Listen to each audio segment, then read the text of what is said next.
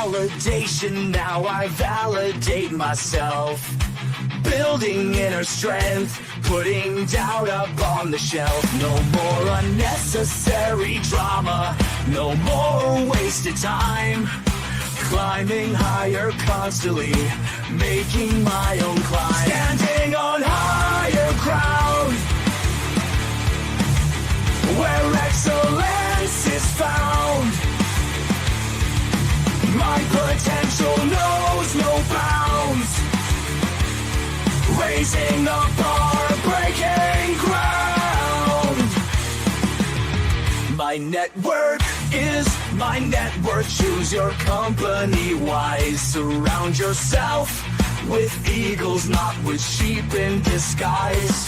Every interaction is a reflection of my brand. Quality over quantity, that's my personal command. Standing on higher ground, where excellence is found.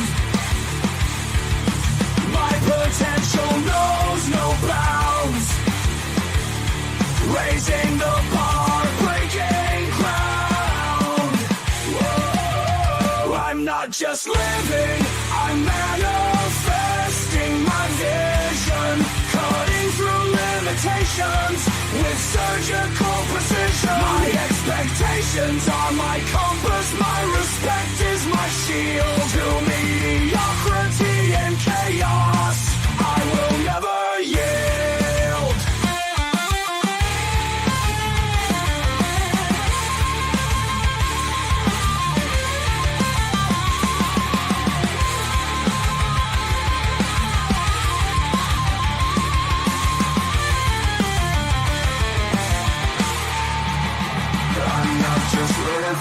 I'm manifesting my vision, cutting through limitations with surgical precision. My expectations are my compass, my respect is my shield. To mediocrity and chaos, I will never yield.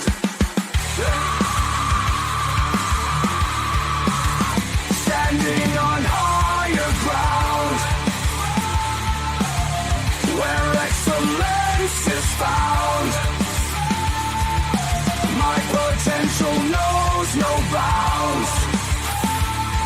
Raising the bar, breaking ground.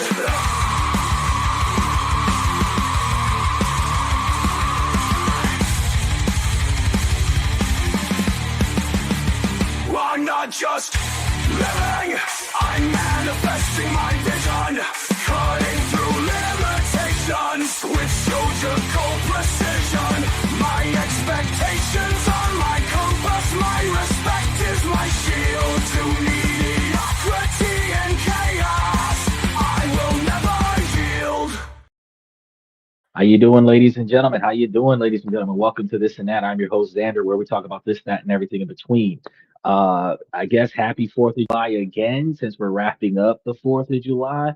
I don't know about y'all, but where I'm at, we've got fireworks and firearms. Everybody's shooting everything and launching everything. And we got projectiles all over the place.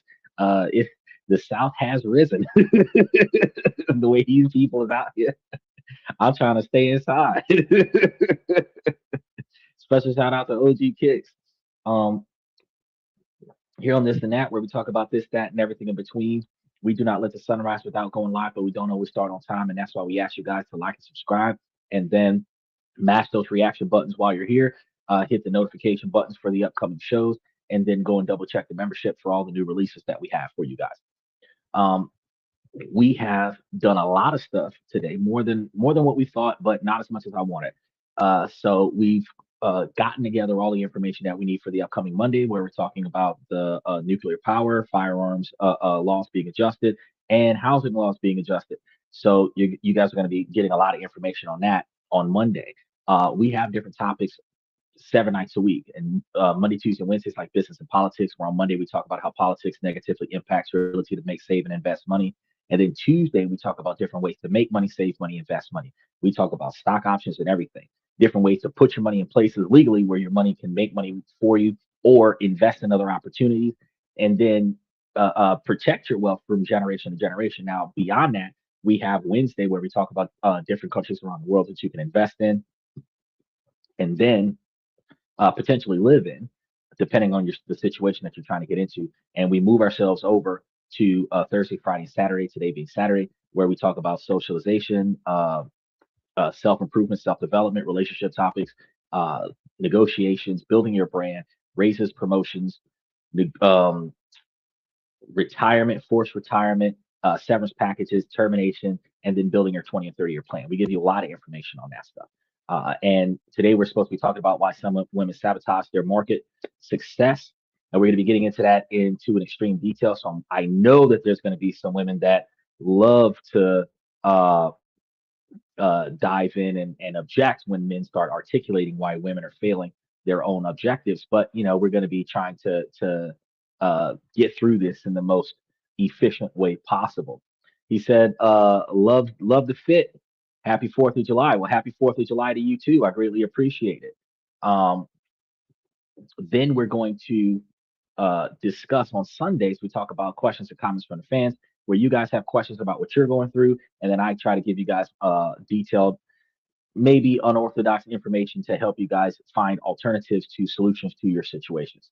Uh, so if we were to dive in, because that's why I was telling you guys at the beginning of the show that we had um, some discussions about the nuclear power situation that's about to start happening, how long that's going to take. We were supposed to be talking about the firearm situation and how that's going to change things.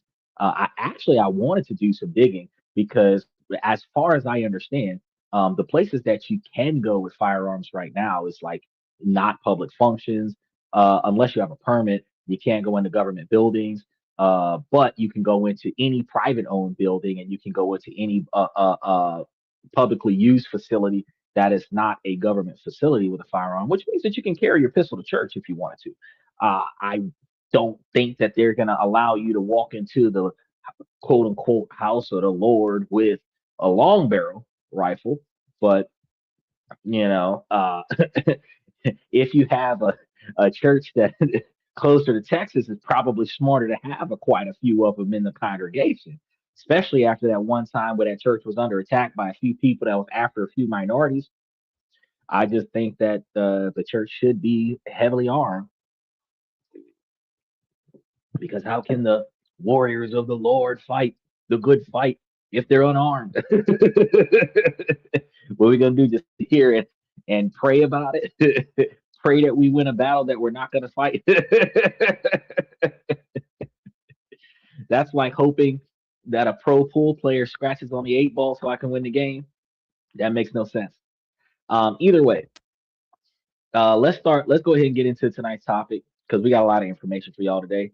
Uh, if we imagine a woman that's a perfect employee, first one in, last one out, her reports immaculate, projects always on time, you know, the one that you call when something's on fire, or because she calmly and competently put it out, never asking for credit for what's going on. And also, like the perfect partner, supportive, intuitive, always anticipating needs before they were ever spoken, uh, remembered every birthday, managed the emotional labor of the entire social circle, and never, ever made a fuss about it. Imagine a woman that did all of that. We would call that the perfect wife, right? But let's imagine realizations. If ladies, if y'all wake up and realize that this particular type of woman, chronically underpaid, perpetually unfulfilled, and completely exhausted, these type of women will look at their career and see that the career potentially flatlined. Looked at the relationships and seen a ledger where she was given everything and getting just enough to keep going. She had to play a game by all the rules that was given only to find out that she was playing for a different prize than everyone else, right? Having to confront a terrifying possibility that her most prized habits, like her politeness, her diligence, her agreeableness, her humility, were the very things capping her success. Well, that's the architecture of the life of certain women that are quietly, systematically undercutting their own potential. And that is going to be the call that we're going to be discussing today. That call is actually coming from your inner self. And that's something that we really have to evaluate. Now, this isn't going to be a story about a woman per se. It's going to be the story of a pattern, and a pattern of a quiet self sabotage that is so subtle, so socially rewarded, that means women live inside it without ever realizing the cage that has been built. So today we're not just going to look at that cage, we're going to dismantle it piece by piece. And before we go any further, let's be crystal clear on what self sabotage really is. Because it's not a moment of weakness or a random mistake. It is a systematic pattern of thoughts and behaviors that works against your own stated goals. It's that unsettling feeling of driving with one foot on the gas and one foot on the brake. You're burning fuel, you're making noise, but you're not actually going anywhere. In the professional world, this isn't about getting fired for some huge dramatic error. It's about consistently making choices that are out of sync with your own ambitions. It's seeing a promotion that you're qualified for and then telling yourself that you need just one more certification. It's pricing your freelance services just low enough to get the job, but not high enough to build a real business. It is, in essence, the act of shrinking to fit a role that's too small for you because the risk of expanding feels too great. Now, in the dating market, the pattern is eerily similar. It's not about loud, explosive breakups. It's about the quiet, persistent choices that undermine your goals of a healthy partnership. It's picking emotionally unavailable partners again and again because the dynamic just feels familiar. It's hiding what you really need to be the cool girl who isn't demanding. It's pulling away the moment intimacy deepens, creating a fight to test a love that you should already be able to trust. I gotta tell you, that's one of the ones that I hate the most. Some women will pick a fight with you just to see what you look like when you're mad. Bitch, don't piss me off just to see what I look like when I'm mad. You want to see what I look like when I'm mad? Just follow me like a press conference. And when society starts treating me the way they're not supposed to treat me, you will see what mad looks like. Don't Lois Lane yourself into a situation where you're in danger because then you can see the Suge Knight in me, OJ Simpson, the situation. But you don't want to test that theory because a lot of times the reaction to certain scenarios have no comeback. And this is only a test, doesn't work with launching nukes, especially in a populated area.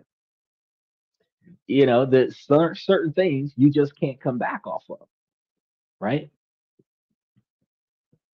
So instead of testing to see if your man is going to always be there for you and testing to see exactly how mad can be with him, you trust that every human being has a temper, probably a bad temper. And the worse off their temper used to be, probably since you haven't seen that temper, the more they've had to learn how to control it, which also means that you have the type of person that could have an explosive temper who has humbled themselves through a large quantity of extensive self training. And for you to push that person beyond their limitations so that you can get that explosive temper out of them, that's just a bad decision. Because an axe murderer can also be a school teacher and nobody will ever know. But you piss them off right around Halloween, and turkeys aren't the only heads that'll roll. You just got to respect folks for the sake of, and then trust that they got your back. If you're going to be in a relationship with somebody, then you're going to trust them. You're going to trust them to do the right thing by you. You know what I mean? If you're friends with the outcast in school and you always got their back, if they decide to Columbine the school, they should be standing in front of you when they're laying waste to the rest of the class because you always had their back. They should have yours. You should trust that they're not going to knock you off the way they're going to knock off everybody else, but don't test them on that. All right. Now, the most dangerous part about this, it's invisibility. It isn't loud or dramatic. It's quiet and it hides in three different places. First, it's socially rewarded. The women who endlessly accommodating, who are never making things about money, who are always helpful, she is praised. She's called a team player, good woman, a loyal partner. I look forward to seeing those kind of women. Society hands her a gold star for her behaviors that are actively capping her income and her happiness. Now, she's being rewarded for slowly dismantling her own future. Second, and we got to think about this before we move on to the second scenario. And this is specifically because in a seemingly dog eat dog world where uh, the capitalism is supposed to be driven by men, um, capitalism is supposed to be driven by the most dominant, right? Once you stop saying, okay, well, this is only supposed to be accessible to the men, and then say gender eliminated, it should be accessible by the most dominant. When you put yourself in that type of category, now it doesn't matter if it's a man or a woman. The person that's the most dominant in the situation can be the most successful in the economy. Now, when you think about this, the women who are not dominant are not as likely to climb the ladder to the most dominant positions that are probably the most highest paying positions because they are submitting to a different authority. Now, while I look forward to the more cooperative, the more humble, the more disciplined woman, I mean, a lot of women are being taught and told by their sisters, their mothers, their grandmothers that they don't need a man and go out there and be the biggest dog on the block, take over the company, build an empire, lead your own pack, which I have no problems with to some degree. The only issue is that when you teach the support in the relationship to be a lone wolf leader of a pack, she forgets how to be supportive and then only focuses on sacrificing others for herself. She'll sacrifice the family for her own happiness, but she won't sacrifice herself for her family. Now, husbands sacrifice themselves for the family. Husbands don't have their own happiness. They don't put forth anything towards their happiness. Their happiness is on the back burner, right? So we have to pay attention to that. So back to it, the second thing that we're going to blame the wrong things. And not a lot of people understand this either because workplaces and dating pools have real systemic biases. It's incredibly easy to blame all stalled programs on outside forces and a bad boss and a toxic dating culture and bad timing. And while those things are often real, relying on them as only explanation hides the internal patterns that are also part of the problem. It protects your ego, but it prevents any real change or improvement in yourself. And the third thing is, this is the most insidious part, this self sabotage is often disguised as a virtue. Chronic over preparation isn't seen as a fear of failure, it's praised as diligence. Deferring to others isn't seen as a lack of self trust, it's framed as being a collaborator. Over giving in a relationship isn't seen as a failure to set boundaries or non negotiable expectations for behavior, it's called being nurturing. We've been taught to celebrate the very behaviors that keep us stuck. Ah, devil's advocate. Special shout out to Michael. He says she doesn't need you for support. She's the top dog in your family. And now go put on the dress. That doesn't work in my house. Uh, here, here's one of the things that you have to realize. One of the reasons why the women in the Philippines is probably one of the highest rated, number one actually, uh, uh, for the best wife for a traditional man or men that are looking for traditional wives. It's because the women in the Philippines can be the top dog, high earner. She can have her own career, 5 degrees from college, come back and still take good care of her husband, respect him, appreciate him, validate him, value him, right? Because what he's going to do that West women don't remember is that he's going to put his life on the line for her. He's going to put his physical condition on the line for her. Women are going to use the excuse, well, I put my physical condition on the line when I give birth, while all the women are taking Plan B birth control pills and having abortions.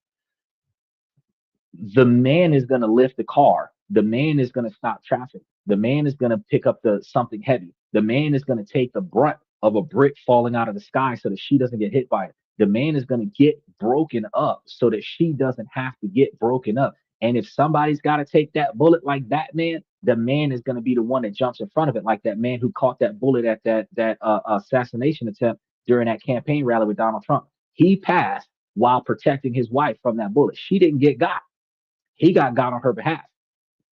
And what women do not remember is that if you are selected, this human meat shield, if that is all he is to you, is a human meat shield, you are supposed to keep him healthy and happy so that he can get out there and put his life and his freedom on the line for you in ways that you're not going to do for him. Because the average woman is not going to put her life on the line for her boyfriend or her husband. That's the man's job. You know what I mean? They complain about killing roaches for a man. So it's not the same. So even if she was a Fortune 500 woman and I was unemployed, the fact is that her ability to bring back the finances for the household doesn't change the fact that his ability to put his life and his freedom um in jeopardy to protect her is still supposed to be respected and protected by her. So it's not the same dynamic. Yeah, happy 4th of July. It says 2026. I'm pushing in front of the bus, equal rights. Well, in 2026, all the black folks are sitting in the back of the bus. I don't understand why all the people who got for sitting in the front of the bus, Rosa Parks and everybody else for sitting in front of the bus, went through what they went through so that the back of the bus where the motor is supposed to be where all the cool people sit. And now all the young folks rush to the back of the bus. And for what? I understand that the first 4 to 6 seats in the very front of the bus is for the disabled people, but I mean, damn, we can't sit in the middle. Yeah, we had like 50 something years of equality pass through, and we can't find a seat in the middle somewhere. We got to sit all the way to the back. That's where the cool kids sit. I don't understand that. So me, I'm gonna sit in the back of the car because my chauffeur's gonna drive. But my chauffeur's driving my car. So he said, her in the front of the bus. Well, even her in the front of the bus, if she's driving the bus, she's going to be in the front of the bus. And when she pays, she's going to bring me back my money, make me some dinner, go to the grocery store, clean the house. You said, well, what am I going to do? Teach the kids how to make, save, and invest money. That's what you're going to do. Way different. It's gonna be Mr. Daisy. It's gonna be driving Mr. Daisy. That's how we go. It's a whole nother dynamic.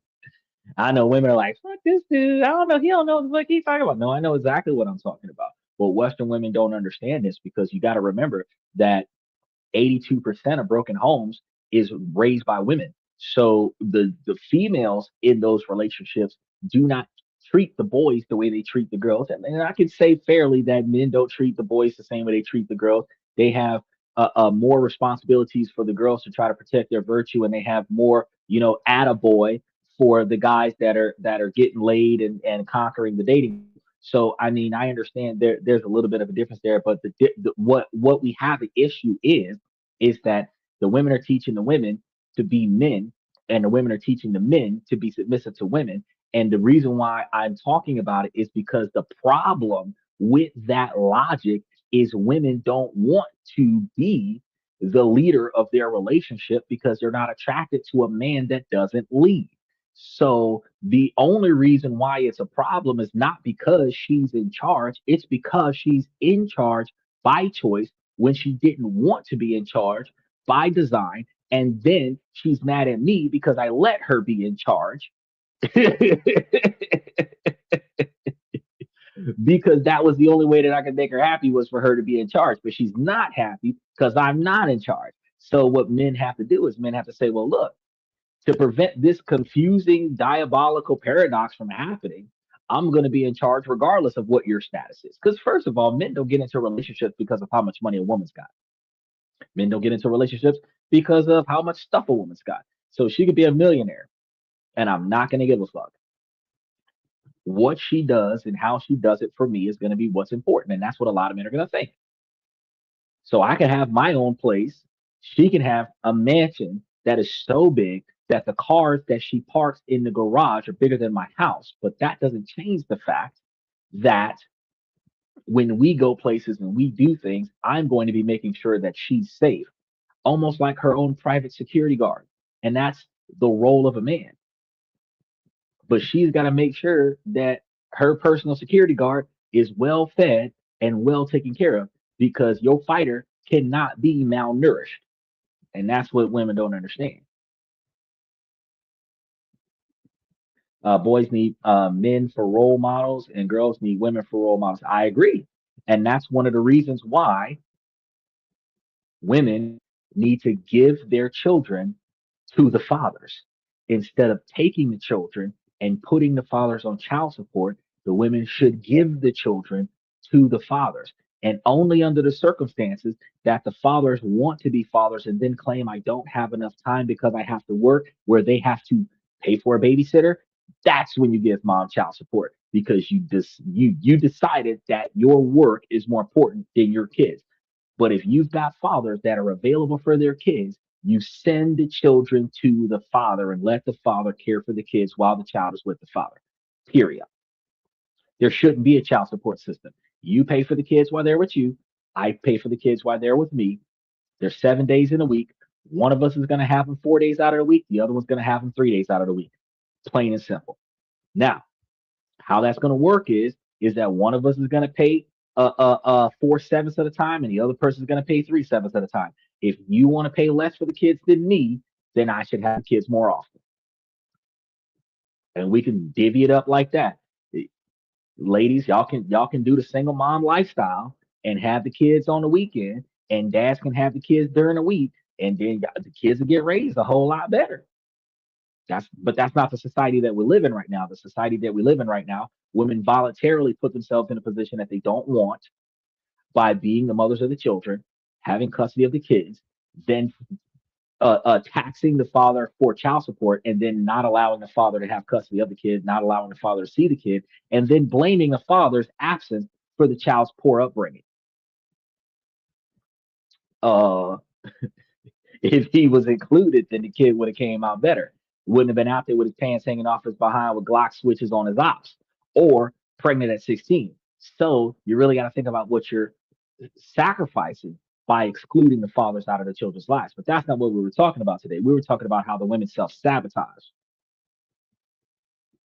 Says most kids, given the choice, they will usually live with the father. Of course,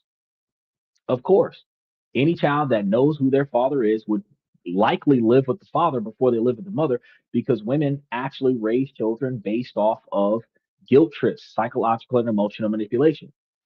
Do what I say because if you don't, it hurts my feelings. Do as I say because I say so, you know. But oh, your behavior is going to be the death of me. So now my life is at risk if you don't follow my commands. This type of psychological and emotional manipulation, we all went through this when we were growing up with our mothers, our grandmothers, and everything like that. But with a man, it's like, look, this is why I want you to do it. This is what I need you to do. This is what you're going to get out of it. Plain and simple. If a shit makes sense, the kid's going to do it. No questions asked because you've already explained the dynamic. Once we build a routine, look, you do the routine, you don't give me no shit, you start getting more stuff. Plain and simple. Now that we understand our operation, we're going to work together on this. It, accountability. If dad's not coming through the way dad said he was going to come through, child steps up and says, hey, you told me that if I was on my game that you was going to give me X, Y, and Z. I don't see it. What's going on? Hold on, let me go get it. Right? Likewise, hey, we discussed that you were supposed to get A, B, and C, X, Y, and Z if you gave me certain behavior patterns, and you're not giving me those behavior patterns. I'm gonna have to start retracting some shit. No, no, no, no, no. I'm gonna get on it. I'm gonna do better. And there's less conflict in those situations. But when you the children are smarter at younger ages. 4, 5, and 6 years old got mentalities of 14 and 15 years old, and then you insult the children by claiming that they're not old enough to know what the fuck's going on. But see, the thing is that if you teach them with younger, before they're supposed to be old enough to know, then they'll already know before they reach the age where they're expected to know. And by that time, you've already developed a behavior pattern that is now ingrained in their core that prevents them from making the choices that are so. And then you have a better relationship with them. So instead of do as I say, not as I do, which that's the other part of this. The children are smarter than what you think they are. They don't understand why you're asking them or demanding that they don't perform a certain way.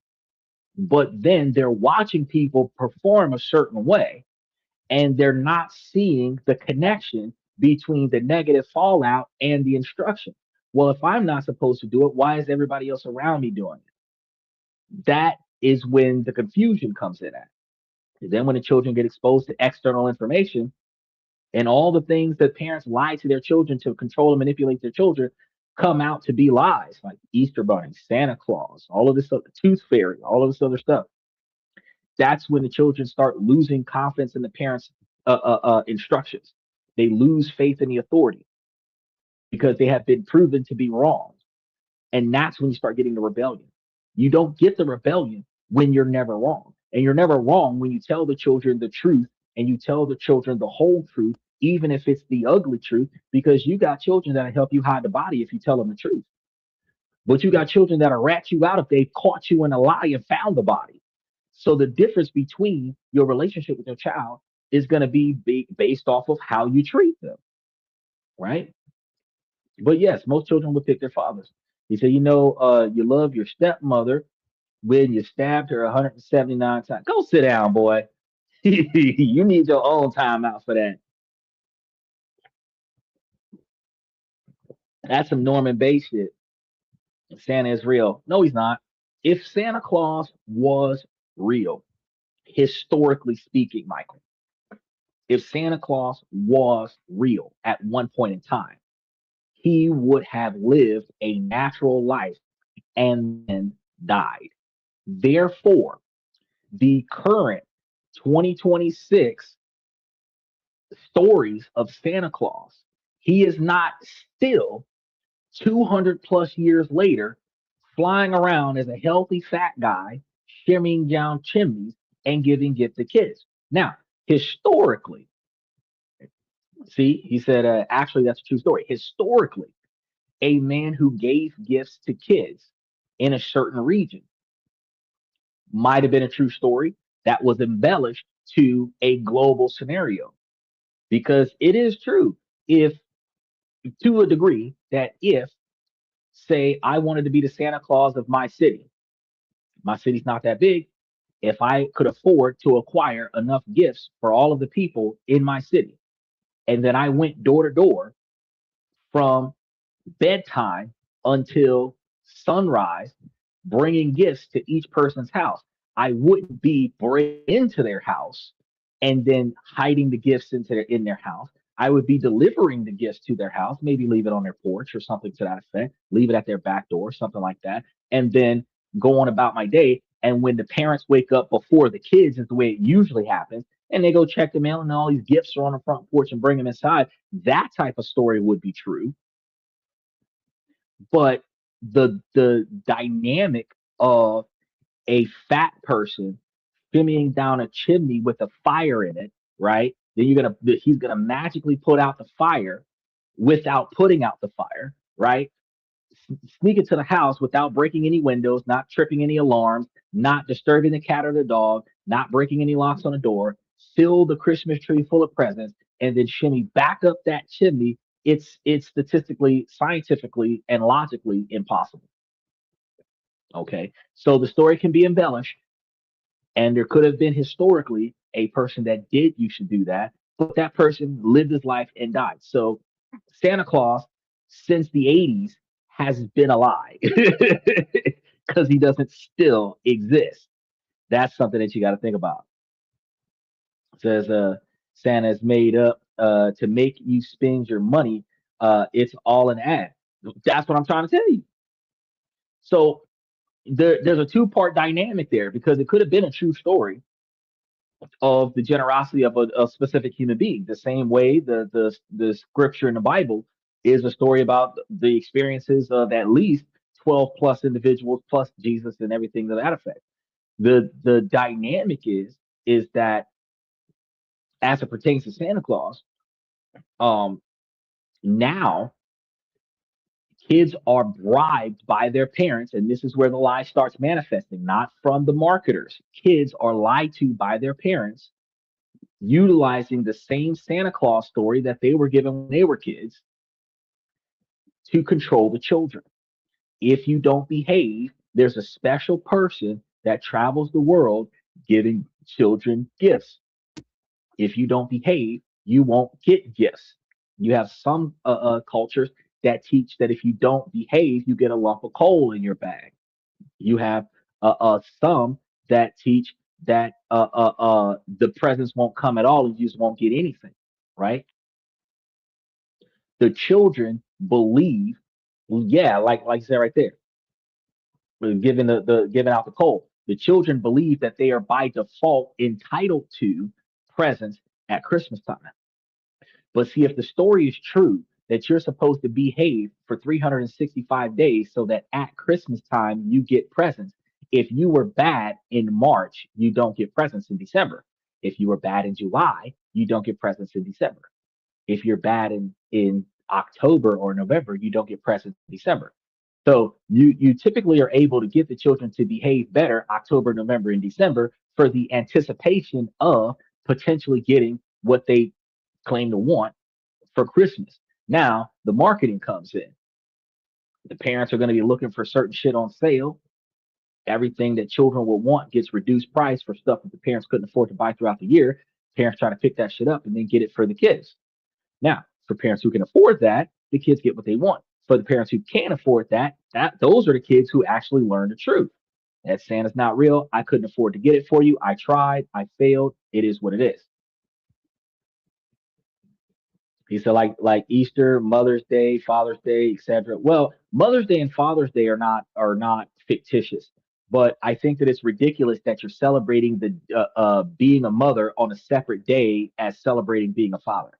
And the reason why I think that's ridiculous is because mom became mom when dad was became dad,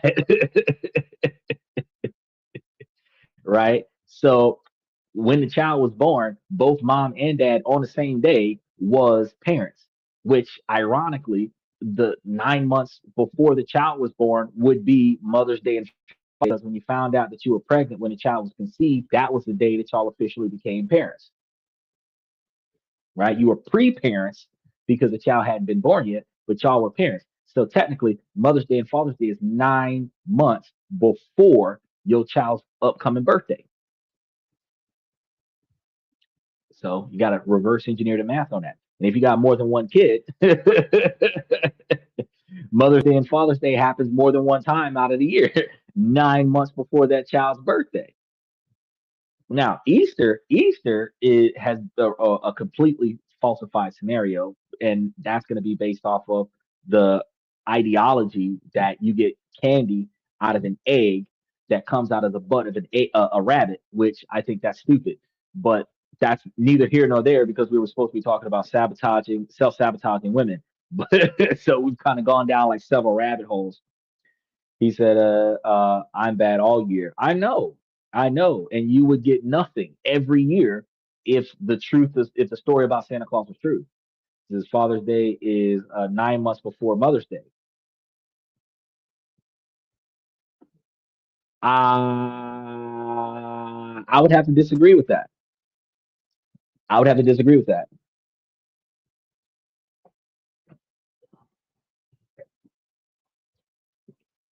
So a baby is 1 years old at birth. A baby would technically be well. First of all, when you start talking about the creation of the child and the actual birth of the child, when the child receives a birth certificate, uh, the birth certificate, the child would be 0 years old when the child is quote unquote born.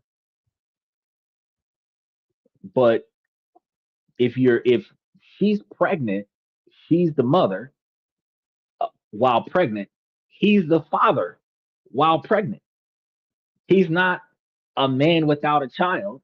If he conceived a child and he's the father of the child while she's pregnant, she's a pregnant mother. He's a father of a pregnant child. He's a father of a child for the pregnant mother. So that he's a father and she's a child. There is no difference. There isn't a delay in fatherhood. The exact moment that his DNA creates a child, he's a father. And the exact moment that is identified by mom is pregnant, that means he's a dad in that exact same moment. He's pregnant, I'm a dad, exact same moment. There is no delay in that. You know what I mean? I understand that with the observations of abortion and all of this other stuff, that she could be pregnant. He could be a pre-mom phase kind of situation, and then terminate the child, and then he can lose out on his opportunity to be a father. But no, the dynamic is still going to be the same. At the exact same moment that the child is recognized as existing inside of the woman, where she is a mother with a baby, pregnant, is the exact same moment that he's a father. So Mother's Day and Father's Day are not going to be at two different times of the year. It's not going to be two different times of the year. You're not going to find the father. Oh, F on the shelf is an ad campaign,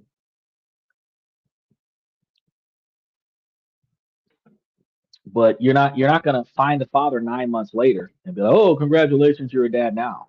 No, that doesn't work like that. Um, I understand. Mathematically speaking, is that if they put mom it right after, so think about how you have your holidays because without going through every single one of them. You've got your Valentine's Day, you've got, and that's like February. January, you basically recover from Christmas because you have your New Year's Eve that rolls over to New Year's Day. So that's your overnight to January holiday. You have your Valentine's Day in February. Then you have like Mardi Gras, Carnival, stuff like that in March. Right after Carnival, you have Easter. Right after Easter, you have Mother's Day. Right, Mother's Day in May, Father's Day in June. Right, and then right after that, you've got your 4th of July and then all the rest of the holidays. Right. So the ad campaign process of it is we're going to sell a bunch of stuff for Mother's Day in May or at the end of April. And then we're going to sell a bunch of stuff for Father's Day in June or at the end of May. That's where the ads come in at. Now back to the main discussion because we were supposed to be here talking about self sabotage. When we talk about success, we got to be clear about that. Professionally, success isn't just a job title. It's the recognition, demand, and payment for the value that you actually deliver. It's compensation that reflects your impact, not just the hours that you sat in the chair. In the dating world, it's a relationship where time, attention, and commitment are exchanged equitably, where your vulnerability is met with safety, where your partner is chosen for how they align with your future, not how familiar they feel to your past pain. And this is what's being sabotaged, not just the promotion or relationship, but the full unbridled potential of your market value in every area of your life. So, why does this happen? Well, if you're smart, capable people, why do we actively take part in a system that works against our own interests? Well, the answer is in our internal architecture, the psychological wiring that runs the show behind the scenes. Think of this like this: your mind has an internal alarm system. When you're about to do something that's misaligned with your goals, like accepting salary that you know is too low, or texting back a person who consistently disrespects you, that system goes off. It creates a physical cue, a knot in your stomach, feeling of dread, wave of anxiety. That feeling is data. It's a signal that something is wrong here. Um, I think you're missing a point. You're going. You copied all of the holidays, but you're missing the point. The point was that Mother's Day is a advertised on a separate month as Father's Day because they get promotions and deals sold on different months. Every month is a different sale. That was the logic behind that discussion. But good job for googling the rest of the holidays leading up to September. My biological clock. Well, it's not really a biological clock. Even a woman's biological clock. It's not really her biological clock. The understanding is that you're putting yourself in a position to fail because subconsciously you do not believe you should succeed. That's not a biological clock. A biological clock would be the woman's fertility beginning at puberty, and the biological clock is the time left that she has to safely give birth to children.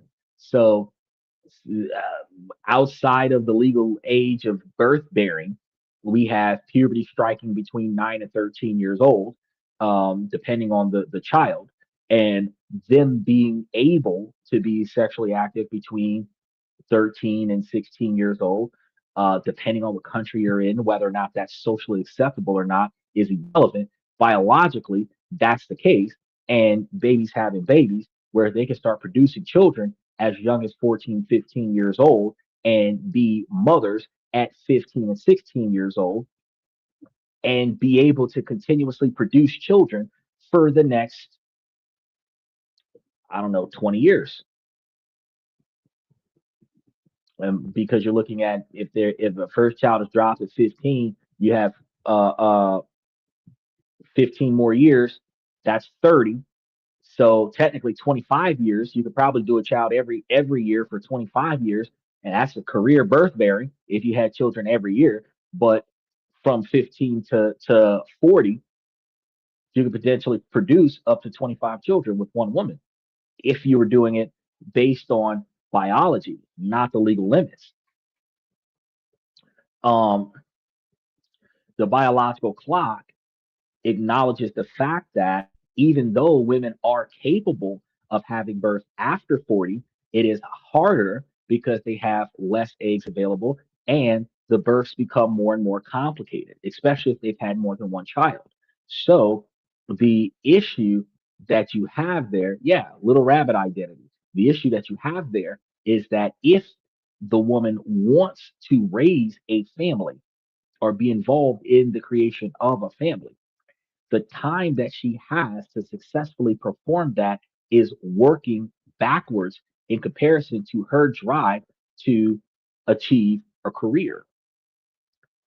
She can start the family first and then spend the rest of the time running the career. But if she starts the career, she has to stop that career at some point in order to focus on the family because it's not psychologically possible for the children to come after the career because there is that first 5 or 7 years of childhood that requires the discipline in the children in order for the children to cooperate with a co-parenting, every parent's got a job environment,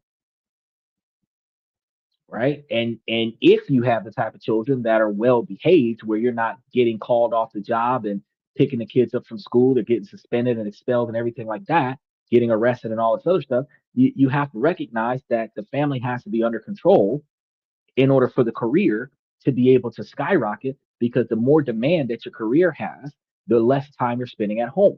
So if she wants to be married to the job, the husband has to stay at home with the kids. If the husband is married to the job, then the wife has to stay home with the kids. If the husband and the wife is married to the job, like they do in Asia, the kid stays home alone or with a relative, a grandma, grandpa, auntie, uncle, something to that effect.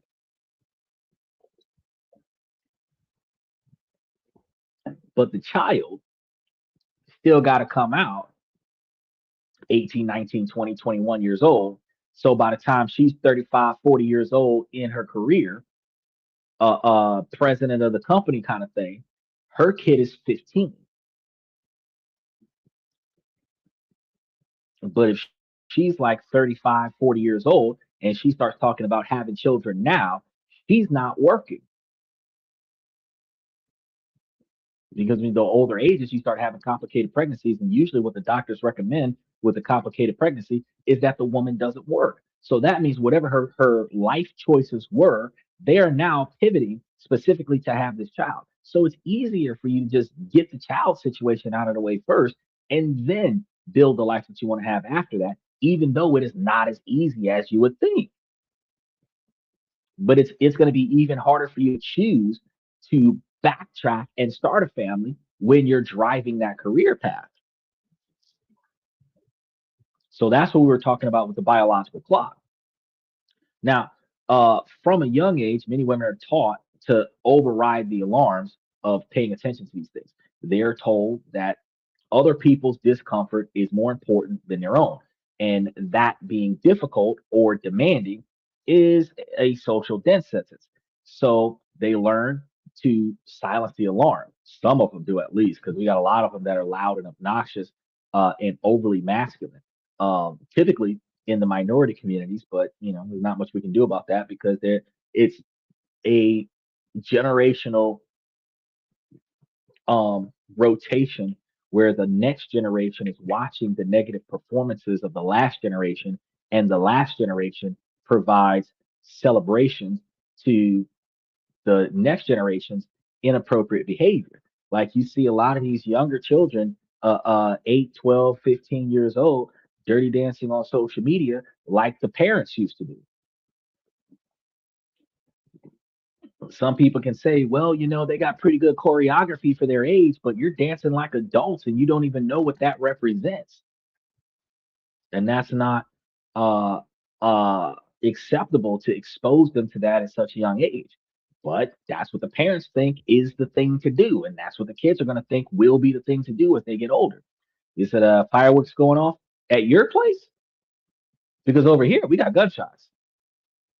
Oh, yeah, they're out there with the pistols and Dracos and they're out here like Yosemite Sam, just letting them rip. Now, over time, uh, these women don't even hear what they're being told anymore. They simply internalize the story that says that this is just who I am and I'm not a confrontational person and I'm just happy to help. That story masks the fact that they are consistently acting against their own ambitions.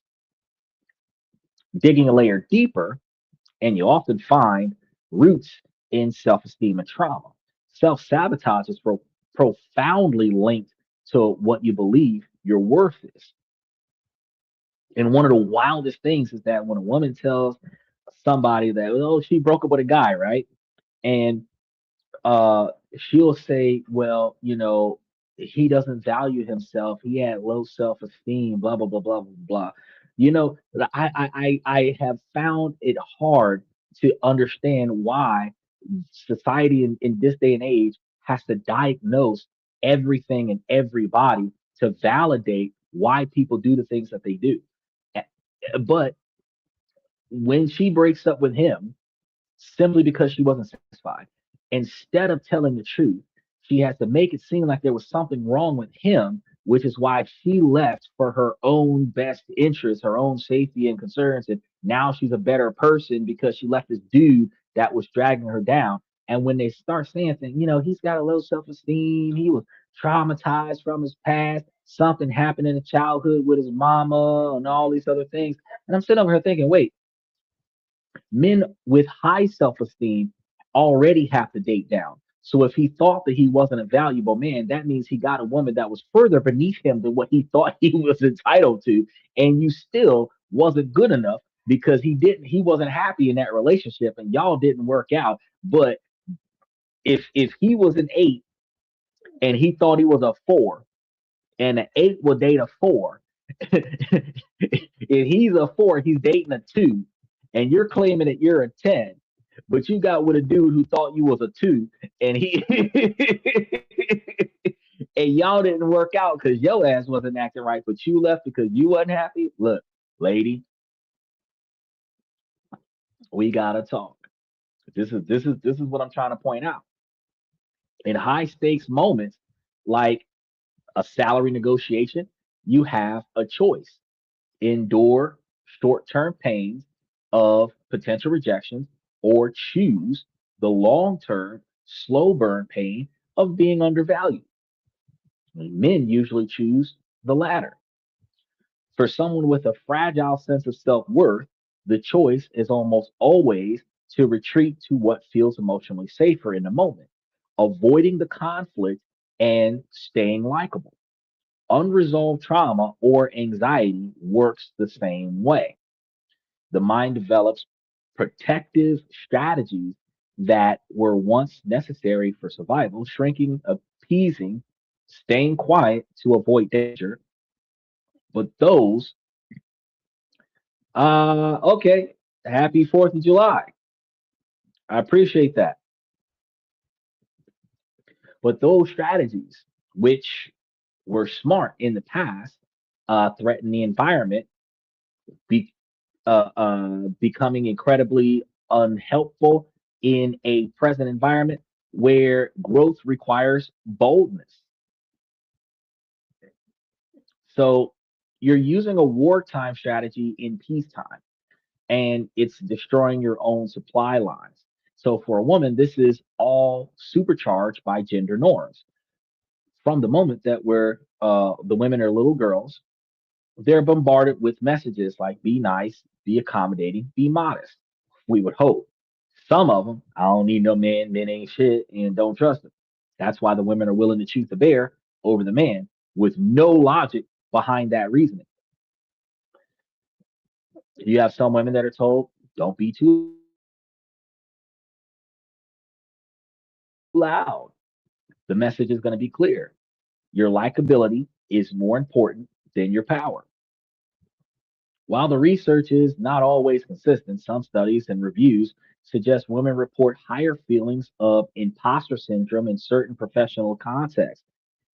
It's that feeling of being a fraud, which is a phenomenon that disproportionately affects women in professional settings.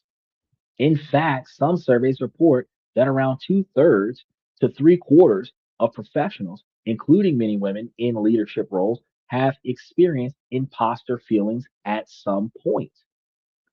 The result is a devastating internal conflict.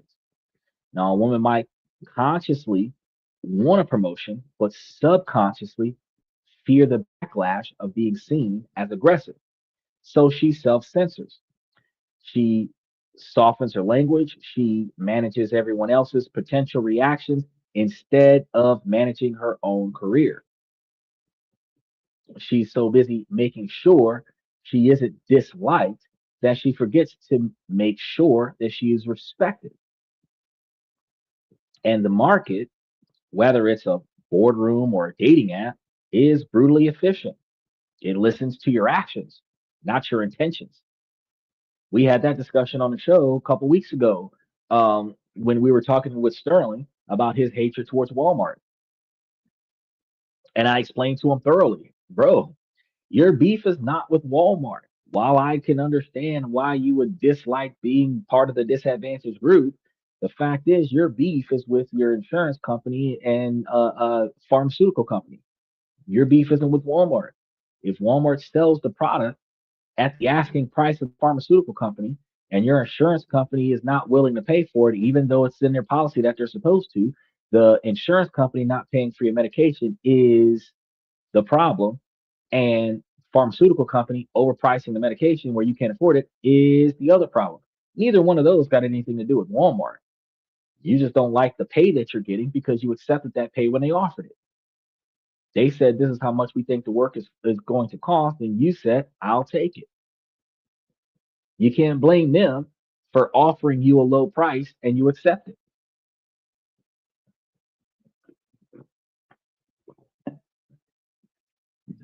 Okay? Construction workers will tell a Mexican dig ditch for $50 a day, and the Mexican will say, I'll take it. And American will be like, nah, man, I gotta get paid like $30 an hour to be in the sun. I got a degree, right? Two 15s and a 30, right? Big difference. If you set one, you don't get hired all the time. But two, if you set the par and say, I must get X number of dollars or more, I must get certain type of benefits or more in order for me to work for you, you as the person will only work for somebody that's willing to pay you what you're worth. But if in a desperate situation, I need money, I'll take whatever they got to offer just so that I can have money coming in right now. I'm still going to do the best I can. I'm still going to give them my 100%, but they're paying me peanuts just so that I can have something. You got to understand, you devalued yourself just to get a job. And a lot of the times, I can tell you that back in the day, before I learned all this information, I could have found myself doing the same thing. That you're overqualified, which means that you should be guaranteed the job. You're willing to take whatever they're going to offer because you need a job right now. You technically qualify for a job that pays you $10 or $15 an hour more than their offer. You're not going to negotiate the price. You're not going to ask for more. You might ask them how long before your raise would happen, and they typically tell you after 90 days, but you don't discuss if they're going to give you more. And then you decide that based on whatever tier system that they're offering, if that's not enough, that you're not going to take that, you're going to go look for another job somewhere else. That's the that's the difference in the situation. So let's get tactical. Now, these psychological drivers show up in very specific, repeatable behaviors. So I'm going to walk you through 7 of the most common patterns. And what's key here is that each one has a near perfect parallel in both your career and your dating life. So I want you guys to pay attention to this. The underlining fear is going to be the same, only the context is going to change. Take for example,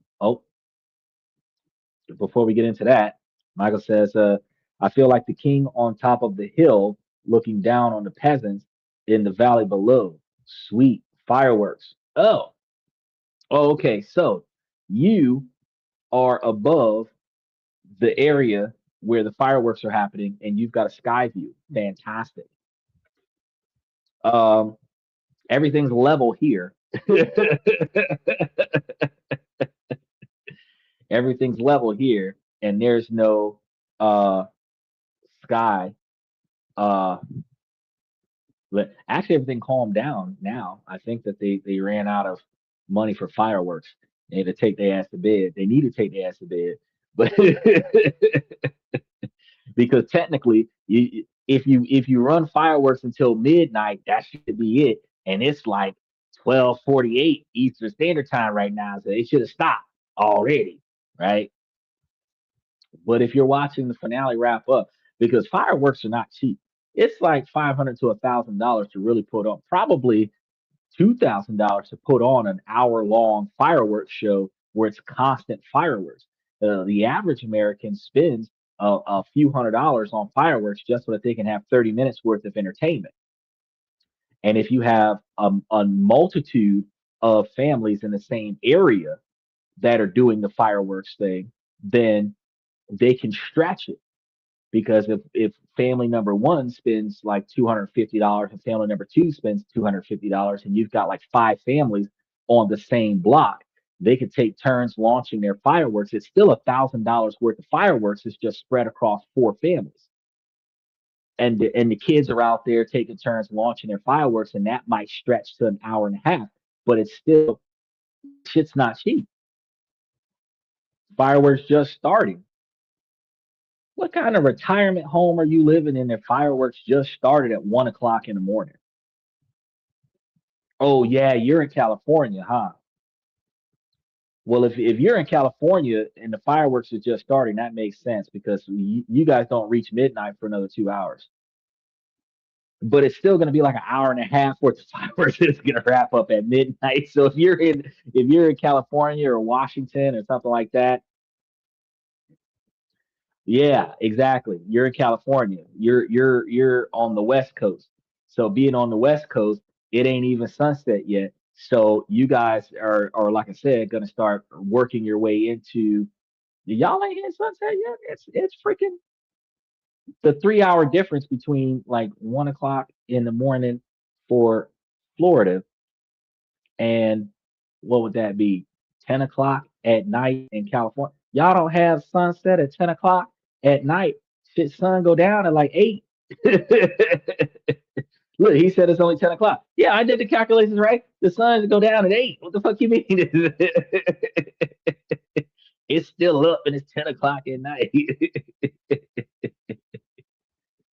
Okay, yeah, California, Washington State, it's the same area. Y'all off the coast of the Pacific, right? You have to think about that. Which still puts you in a position that typically fireworks are going to last for a couple of hours. So right at midnight, it should wrap itself up. It's just that because y'all are over there on Pacific Standard Time, that it's just getting started, and that means for the next couple of hours, you guys are going to be listening to drive-bys. Our drive-bys are over. Oh boy. So let's talk about the first pattern: fear driven avoidance of opportunity. So, this is going to be one of the first of 7 reasons why women self sabotage. Professionally, this is the woman who won't apply for a job unless she meets 100% of the qualifications. She sees a stretch role, and her first thought isn't, I could learn that, but I'm not ready for it. She'll turn down a speaking gig because of a crippling fear of judgment. I don't want the people to make fun of me. I don't have the right outfit. I stutter when I talk. She'll procrastinate on a critical application until the deadline has conveniently passed, giving her a built-in excuse that I missed the deadline. Right?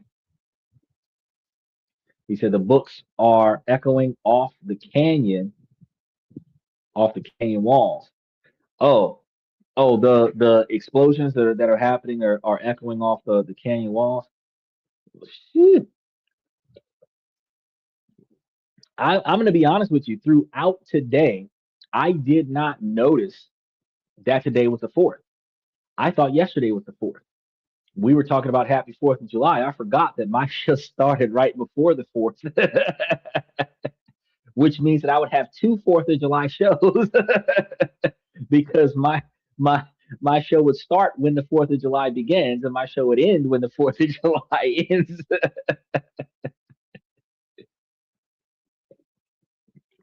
So throughout the day, I thought today was like the fifth or the sixth. I freaking forgot.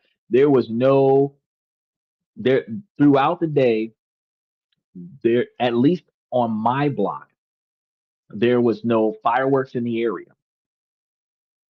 Um, but I could hear in the distance like some fireworks. And I figured, people who go to work, they're gonna pop their fireworks on the weekend. I didn't think they were doing it because it was the fourth. I thought they were doing it because they didn't have time to do it when the fourth happened on like Wednesday or Thursday. So I didn't know what fucking day it is. Like in my house, we said Happy Father's Day 2 weeks in a row because we didn't know which fucking day it was. It's like Happy Father's Day. You told me that last week. I don't really know. It doesn't really. It's just another day. Because I mean, what are we gonna do? Waste a bunch of money to like eat? Like fuck. Like just eat the regular food that we eat every other day. Like maybe get something extra. I had some pulled pork and some macaroni and cheese the other day, but it wasn't because it was the Fourth of July. It was because I wanted some fucking pulled pork and some macaroni and cheese. I should have got some mashed potatoes and gravy to go with it. He said the booms from the fireworks. Oh yeah, that shit gets crazy after a while. I said, that's funny. Somebody asked me about the celebration on the fourth about a week ago. I answered that I don't keep track of the holidays. I don't keep track of the holidays. I don't keep track of the days. Matter of fact, I am writing so many scripts for this show that I put the date on the show, on the script. And then what I do is before I start the show, so that I'm not delayed further beyond what I'm already delayed when I start the show, I actually on my computer, I scroll down, I check the time and date on my computer. It tells me what the date is. I go into my search history and then I search for today's date and it pulls up a script. That's it. It pulls up something I wrote last week. It pulls up something I wrote 2 weeks ago. It pulls up a script and then I use it, which is one of the reasons why Monday and Tuesday is typically done like that week because I wanted to be up to date, most relevant information. But Thursday, Friday, and Saturday, which is like common knowledge, evergreen information, I can do that one 3 weeks ago, and that script is available. So I have them nowadays. I have them by date, and I just type the date in. Whatever it says on the computer, that's the date I type in, and that's the date that's the show that we're covered for the day. I don't know what day it is. I don't know like because I work for myself, I don't have like dedicated days off. Like I just know what today is because that this is my payday. I know what today is because this is my day off. I take a day off because I don't feel like working. And I don't take a day off because I feel like I can use more money. So I, there's no um there's no landmarks in my life that would indicate certain days out of the week. I had a doctor ask me what the date was when he was doing the examination to test my memory, and I'm like, I don't know. I know what day of the week it is. I know what president we have. I know what country I'm in. But when I was told what day my appointment was, I put it on a calendar. I put all the information on that notification, and then I made my way to the appointment because my phone told me go to the doctor today. Not because today was a specific date, but because my phone said today I had a doctor's appointment. So I went. But in the notification, it doesn't have today's date on it and doctor's appointment. It just says doctor's appointment, 1 o'clock. All right, let's get there. Let's get there. It's 10:30. If I get started now, I'll make it there on time. That's it. So when we start talking about holidays, holidays are not booked on my calendar. Why? Because I don't celebrate the holidays the way I used to. I'm not wasting money on shit like that. The $300 that I would have spent on fireworks, with PTSD, I could put that $300 in a brokerage account and make me some money. Okay. If I've got extra money to buy fireworks, I got extra money to get my hair done. That's what I'm trying to tell y'all. Like there's priorities around here that we really working on. I could get my scalp braided back instead of wasting $300 on fireworks. You know what I mean? We just got to really think about the priorities of lifestyle creep, right? Get me like 6 or 7 new outfits instead of buying a bunch of fireworks. You know what I'm saying? Now, when we talked about this self sabotage from step number one, pattern number one, the root cause is going to be of a paralyzing fear of rejection, failure, or criticism, amplified by uh, perfectionism. So, if the only acceptable outcome is flawless, and that's when the women want to be flawless, they want to slay, then any risk of imperfection feels intolerable. It's safer not to try at all than to try and be found wanting, meaning that you tried and you fucked it up. You don't want to do that. So they don't even try. The parallel to this, because that's how it happens in the corporate world, the parallel to this in dating is almost one to one. And this is going to be the person who avoids dating altogether, convinced that there's no one good person out there. Or more subtly, it's the person who's pulling away the moment a relationship starts to feel real and serious. They refuse to escalate intimacy because the risk of being rejected by someone they actually care about feels too high. They sabotage the connection to protect themselves from the potential pain of it ending. It says low self-esteem. Well, see, that's the thing. Um, you cannot blanket the entire ability to destroy your ability to succeed with low self-esteem. Um, Fear is not low self-esteem. Fear might be a level of anxiety. It could be trauma-induced anxiety, but it is not necessarily low self-esteem. Devaluing yourself can come from low self-esteem, not believing that you're good enough, not believing that you are worth what or are entitled to what you're not getting, right? But believing that you're going to make a mistake, you might be overestimating the requirements of success and then underestimating your ability to perform. That's not necessarily a low self-esteem. For example, college students might know the topic, but we call them bad test takers. A bad test taker is somebody who can answer all the questions right in a low pressure situation, tutor somebody else how to do it in a low pressure situation, do all the homework, complete it 100%, and get at least 95% of it correct, no pressure situations. But put them in front of that midterm exam and they got a 65. Put them in front of that final, they got a 80, they got a 54 or a 72, right? It's not low self-esteem because you second guessed yourself because you thought the question was harder than what it was and you believe that you got the wrong answer, which self-doubt is not low self-esteem. It's just not believing that you knew what you were doing. You're second guessing yourself. That's not necessarily low self-esteem. But when you second guess yourself, your natural instinct might be that the answer is B, but you might think, nah, the answer's got to be C. You erase it and put it as C, and then you come to find out that you were wrong because the answer was B originally, right? That's not necessarily low self-esteem. Now, low self-esteem does play a role in some self-sabotage because if you don't believe that you deserve to succeed, you believe that you should suffer, you don't have enough value in yourself, then yes, that can be a situation where there is some low self esteem involved. But a lot of the self-sabotaging behavior is conditional, subconscious training that's been embedded based on your upbringing and your societal involvement.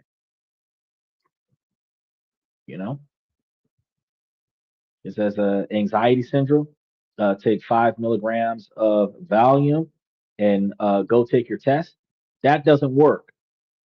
What would work for you more effectively would be to proactively study less more often, meaning instead of cramming 13 hours before the test, you spend 30 minutes to an hour a day every day after school reviewing the information until it becomes second nature to you, so that when you take the test, then you're able to handle the situation. And instead of evaluating the assignments at its easiest form, you evaluate the assignments in their most complex form so that you have the ability to practice and nurture your critical thinking skills. Remember what we talked about yesterday, that you practice life on hard mode.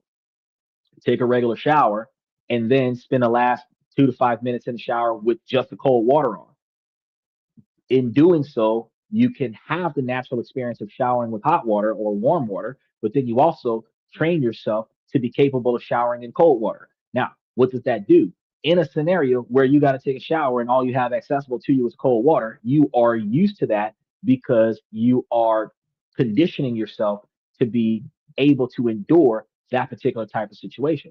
With the college scenario, teachers typically show you the information at its easiest form to help you understand it. Have you practice the information at its easiest so that you can learn how to do it. Then they critical thinking test you on its hardest difficulty, which you were not taught critical thinking throughout the process of learning that subject. So when you go to the test, you don't know how to take 4 different concepts and put them together and make one result. But that's not necessarily low self-esteem, and volume isn't going to help that. It was a skill that you weren't taught while you were learning another skill. Critical thinking is something that everybody has accessible to them, but it isn't honed. Finding another way is a skill set that is accessible to other people. That is comes from critical thinking, but it's critical thinking and street skills. And most people don't have that skill set trained to them.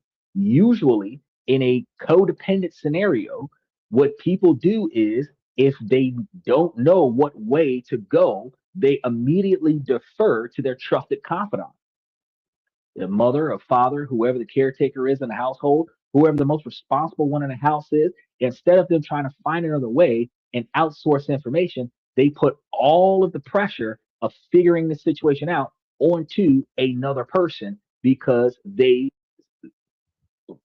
for whatever reason in themselves, don't want to go and get the information on their own, but they know that there's more information out there and they don't know what to do with the information that they have.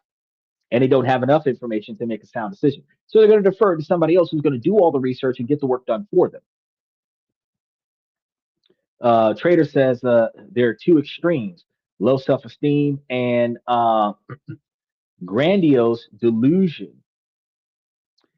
I guess, yeah, I can see that as two different extremes. But what we're talking about is somewhere in the middle where you're still fucking up the rotation, but it's not always going to be identified as simply low self-esteem.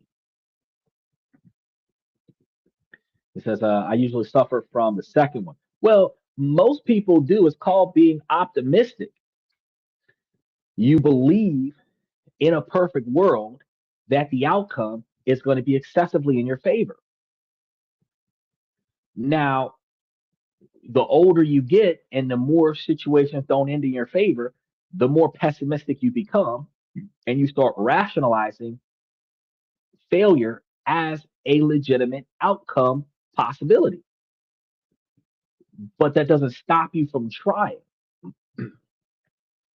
And that's what we're talking about right now, is that some people put so much pressure on themselves, and pressuring yourself is not low self-esteem, but putting so much pressure on yourself to succeed to the magnitude where you're overwhelming yourself. You When you get overwhelmed, you shut down, and that's not low self-esteem either. But I mean, there is a condition for it. It can be idolized or itemized in some kind of way, but that emotional shutdown because you overwhelmed your own senses that causes you to fail in some situations. It says the pendulum effect. Well, the pendulum effect is going from one extreme to the next.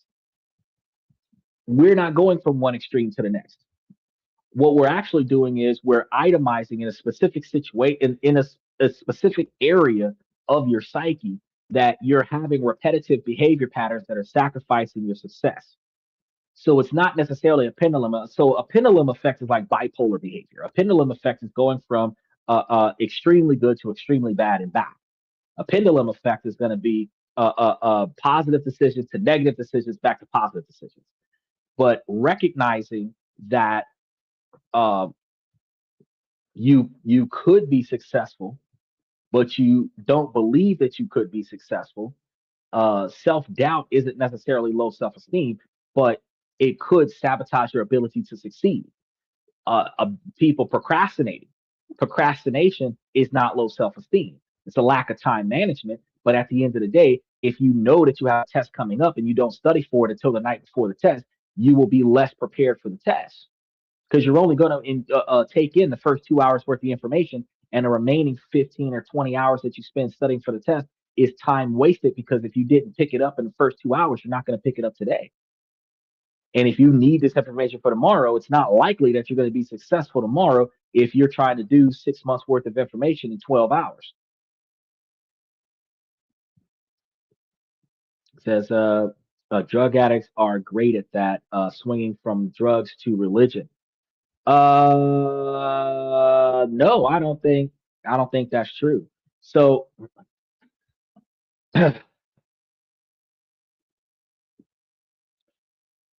people who fuck up their lives will go from making extremely bad decisions in their life. There are some people who will end up, quote unquote, turning over a new leaf and then claiming that they're now religious.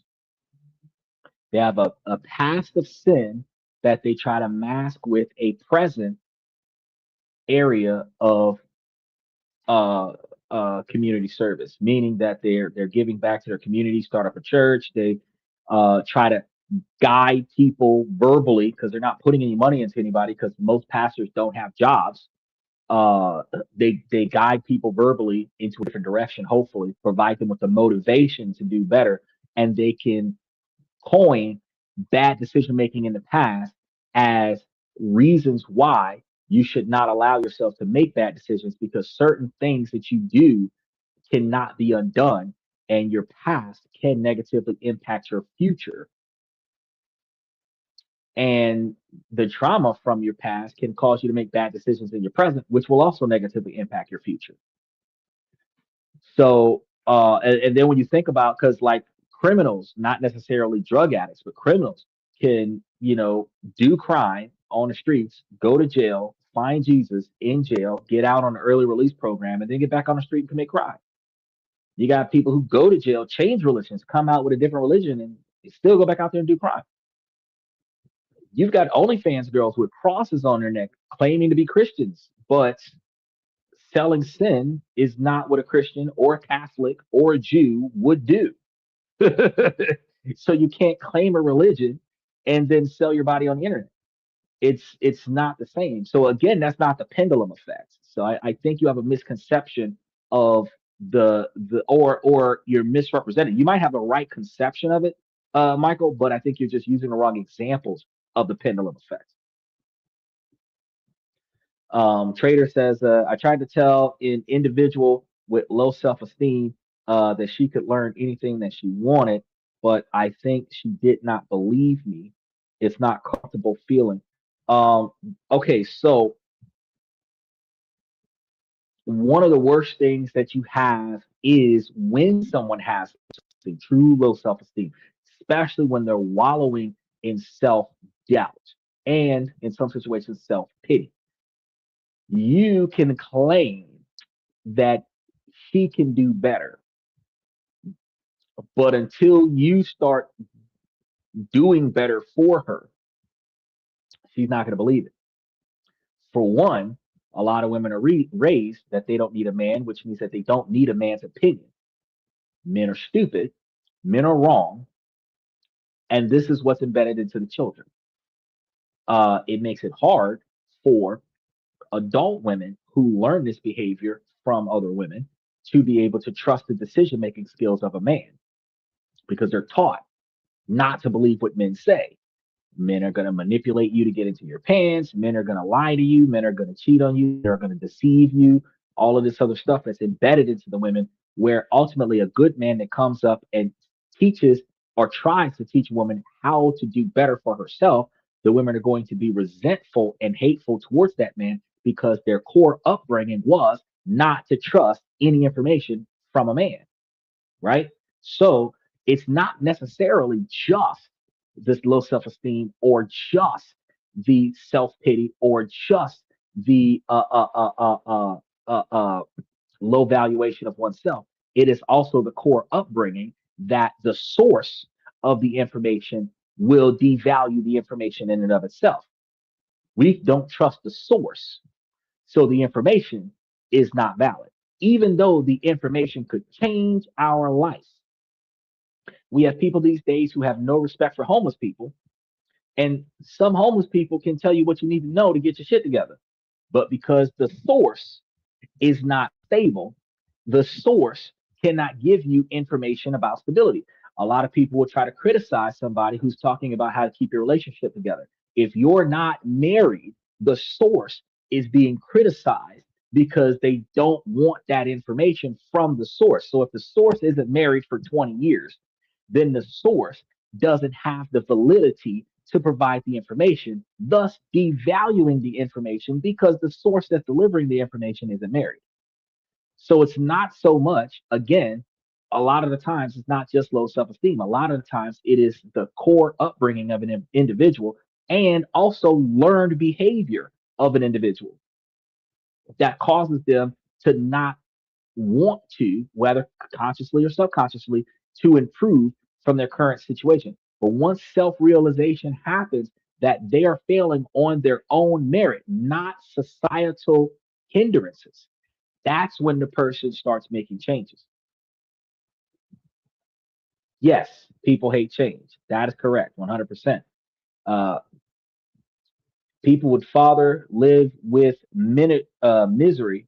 Oh, people would rather live with misery than to make a change. It's not natural. Um, People who grew up in misery are only familiar with misery. And those are going to be the people who are going to more often than not maintain familiarity because people would rather live a life of familiarity than to live a life of new beginnings. And if that familiarity turns out to be misery, then they would rather stay in misery, rather stay in conflict, rather stay in toxicity because that is what they're familiar with. And what's not natural is the new beginnings, a new environment, a chaos-free environment. They're not used to a chaos-free environment. So they're not going to feel comfortable in a chaos-free environment. In a chaos-free environment, they will create chaos, right? Now, the market impact is going to be brutal here because in both cases, the woman is going to self-select out of competition, meaning that she's going to take herself out of the fold. She takes her name out of the running before anyone else can run, right? She'll be the volunteer to step down, right? The market doesn't read this as fear; it reads it as a lack of ambition or a lack of interest, reinforcing the very stereotypes that she's trying to fight, right? When a woman takes herself out of the dating pool because she doesn't believe that she can handle that relationship, right? People don't believe that she's afraid, that she's not accepting invitations to prom because she's afraid of that she can't dance. They feel like she is not interested. She could be highly interested, just afraid to perform. And being afraid to perform is not low self-esteem.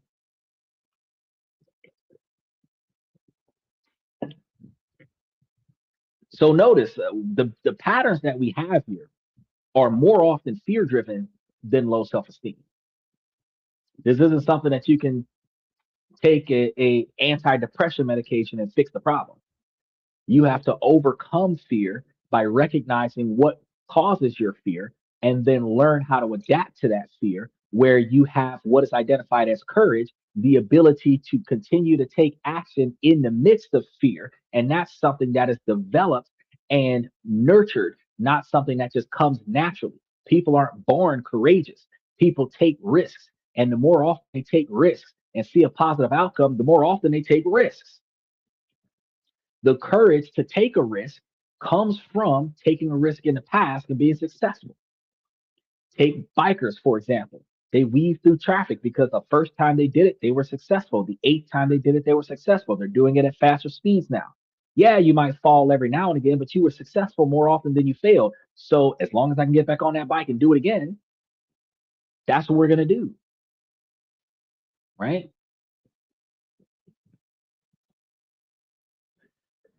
Uh, the biggest mistake that parents make with their children is that they don't teach them not to fear failure.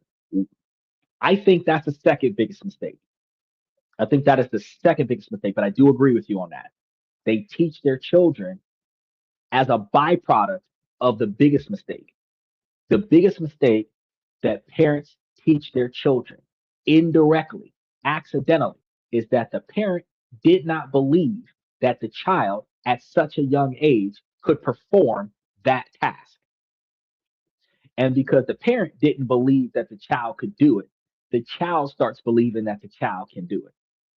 Once the child develops self doubt from external doubt, success is impossible.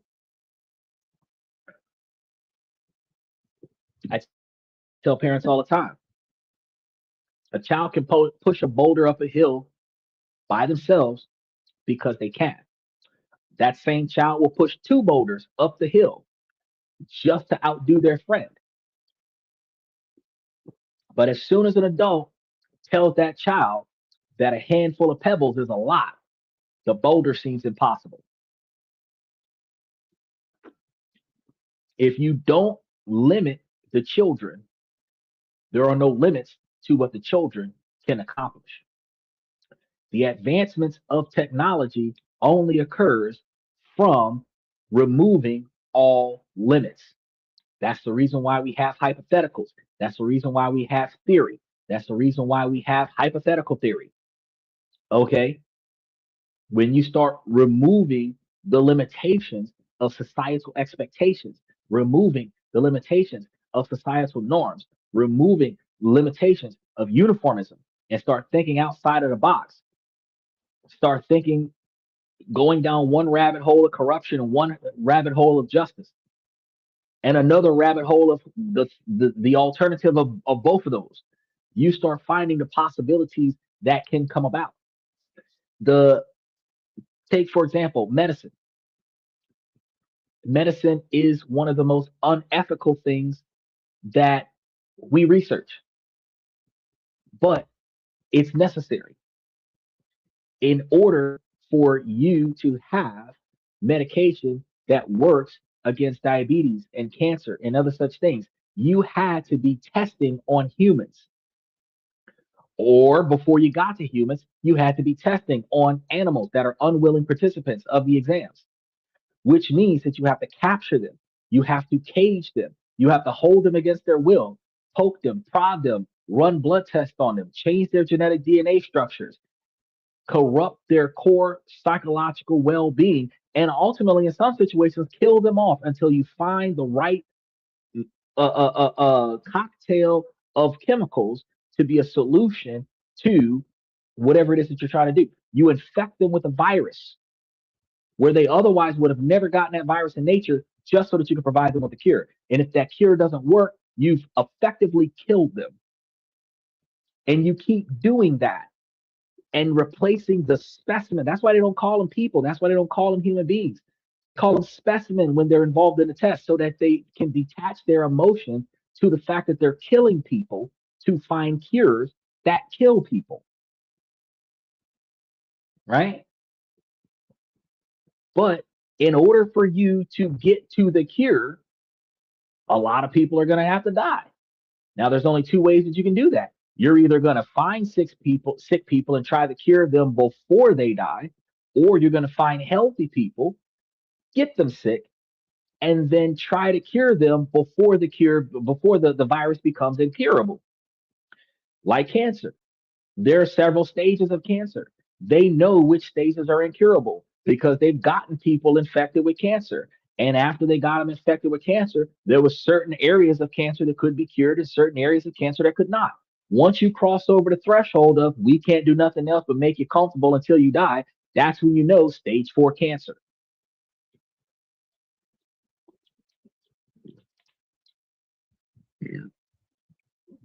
It's a healthcare as an excellent example. Should we get the COVID-19 booster or not?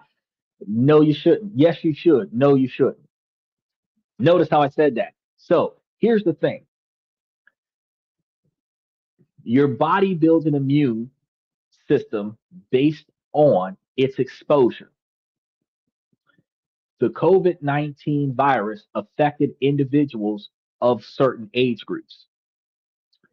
If I remember correctly, you were more likely to get it under the age of 18, and if I remember correctly, over the age of 65. You had very few people who didn't already have life threatening illnesses and smokers who were middle aged and got it. So if you're 25, 38, 41, 52, you don't need that because you should have been exposed to people who had COVID and are now hosts and carriers of it. You should have been exposed to people who have COVID and didn't show the symptoms. You should have been exposed to direct contact with surfaces because remember, COVID was a fungus. You should have been exposed to surfaces that had COVID on it because Americans are nasty. We cough on our hand and we'll open a door, but we don't wash our hands on a regular basis. We sneeze. We got the mucus in our hand. We don't always go and look for a place to wash our hands after that, right? We pick our nose, dig in our ears, all this other stuff. And then we touch surfaces that are community surfaces where other people are going to come and touch that same surface. We'll pick our nose and flick it off onto the furniture, get up and leave. Our bodily fluids are still on this furniture. Somebody else is going to sit down and touch that. Ew, it's sticky, right? But they're not going to get up and go wash their hands. They're going to wipe it on their clothes and sit there and keep doing it, right? So we should have already come in contact with it. So in my observation, based on that, no, you shouldn't. However, however, 70, 80 years old, um, probably want to have a little small dose of it injected into you on a regular basis so that you can build an immunity to it so that it doesn't kill you. Toddlers, 6, 7, 8, 9 years old. I don't know what the youngest age should be if you exposed them to that. But think about this: Ebola virus. What other viruses are out there? The H1N1 and all this other stuff. Like, do you really want to expose them? Because like chicken pox leads to shingles when you're older. You expose your kids to chicken pox, but if you've exposed them to chicken pox by giving them the vaccine, when they're in their 50s and 60s, they can end up with shingles. I had a buddy of mine, he missed like 3 months of work at 32, and he had shingles. You only have shingles after you have chickenpox vaccination. Strange. So should you really get it? I didn't. How will that impact me when I'm older? I don't know yet. But if I've experienced enough individuals that had enough of the COVID in them that I should have been directly exposed to it and my health is fine, then I should have developed a type of immunity to not get it. Now, does that mean that if it came back and it was highly concentrated in a specific area, like if I was a doctor or a nurse or something like that my immune system would not end up being broken down enough where it would actually overcome me? Doesn't mean that I wouldn't catch it in that scenario. But in the experiences that I have right now, I'm 10 to 20 feet between me and the next person. I don't do a lot of communicating with a lot of people with physical contact. I've got riot gloves to have hands-on confrontations with law enforcement. I don't see myself in situations where I would actually be able to come in direct contact with a currently highly contagious individual. Matter of fact, I get stuff delivered to me so that I don't have to go out. So I would say for me, no, but for some people, they might do it.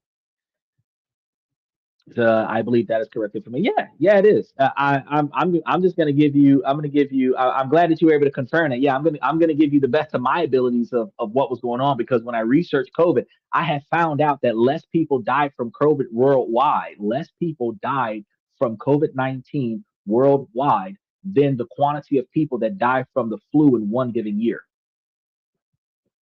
Right? And this is the statistic was so wild that less people died from COVID-19 throughout the entire world than the number of people that died in America with the flu between October and February in one given year, where COVID was like 3 or 4 years long, right? Because it was like 2018 in October when it started becoming a thing in 2019, really hit the books in 2020 when everything started getting shut down, and then we started recovering from it in 2021, right? But each year, the flu killed like 54 million plus people. We didn't get like 100 million people die from COVID. That's not what happened.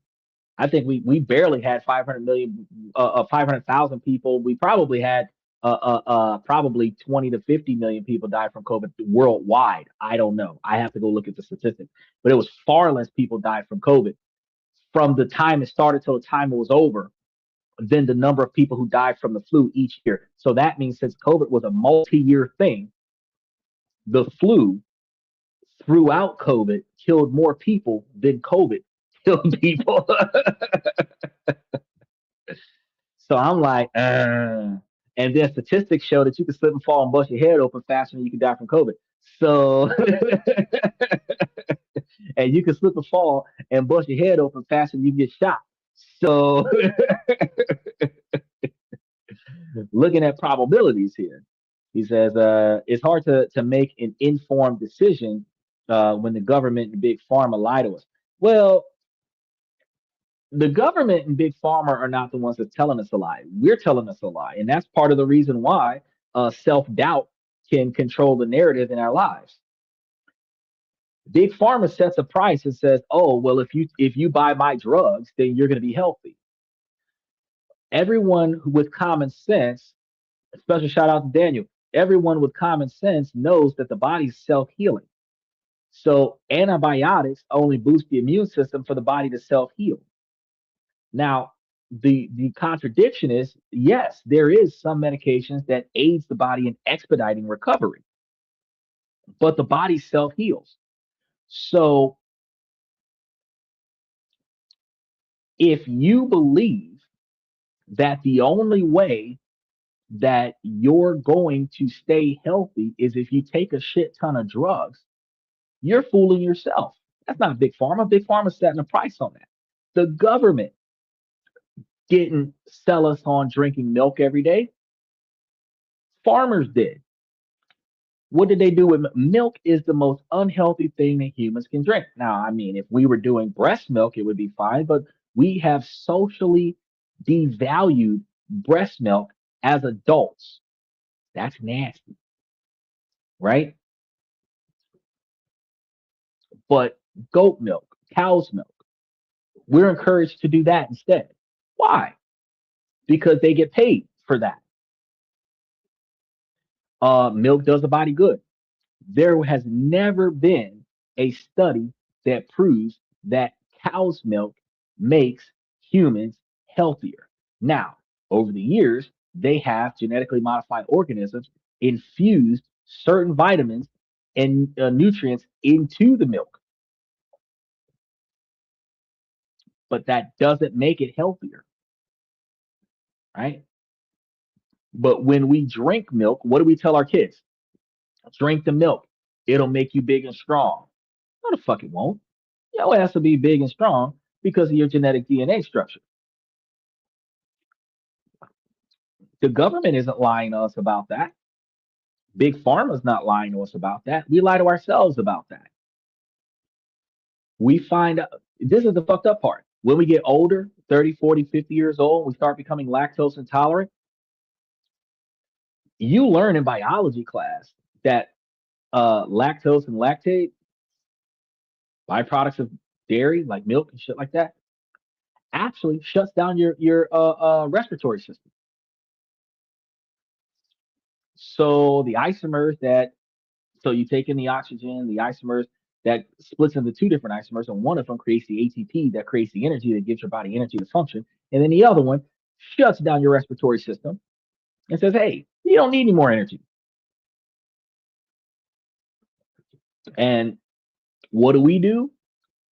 Dairy. We get cow's milk, put it in ice cream, we consume it. Cow's milk, put it in the cheese, we consume it. The body is not supposed to take that in, but we take it in.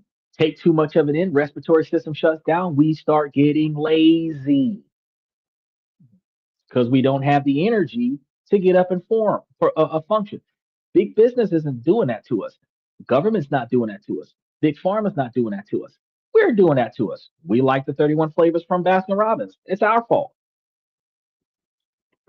First person accountability. But that's our fault. Uh, the surplus cheese that government buy from the farmers to keep them in business must be healthy. Government actually uses based cheese. That's not government cheese that's used. Government cheese. That's one of the reasons why people used to mock the government cheese because the government cheese isn't made from cow's milk. It's oil based byproducts. Uh, you've got the name brand cheese that tastes better than the government cheese that's made from cow's milk. But I understand where your joke was coming from. No, it's not healthy for us. We eat it.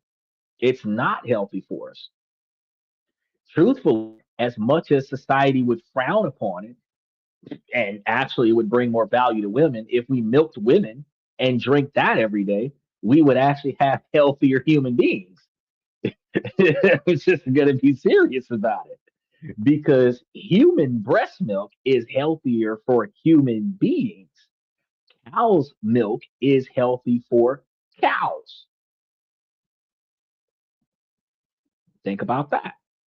So the next time you want to order your white Russian at the bar, ask them to throw some breast milk in it.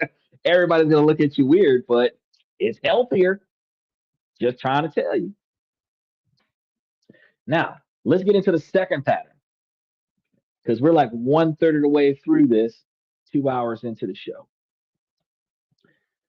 The chronic undervaluing of oneself. And I think that this is partially going to be where we start tiptoeing into low self esteem, but it's not 100% low self esteem.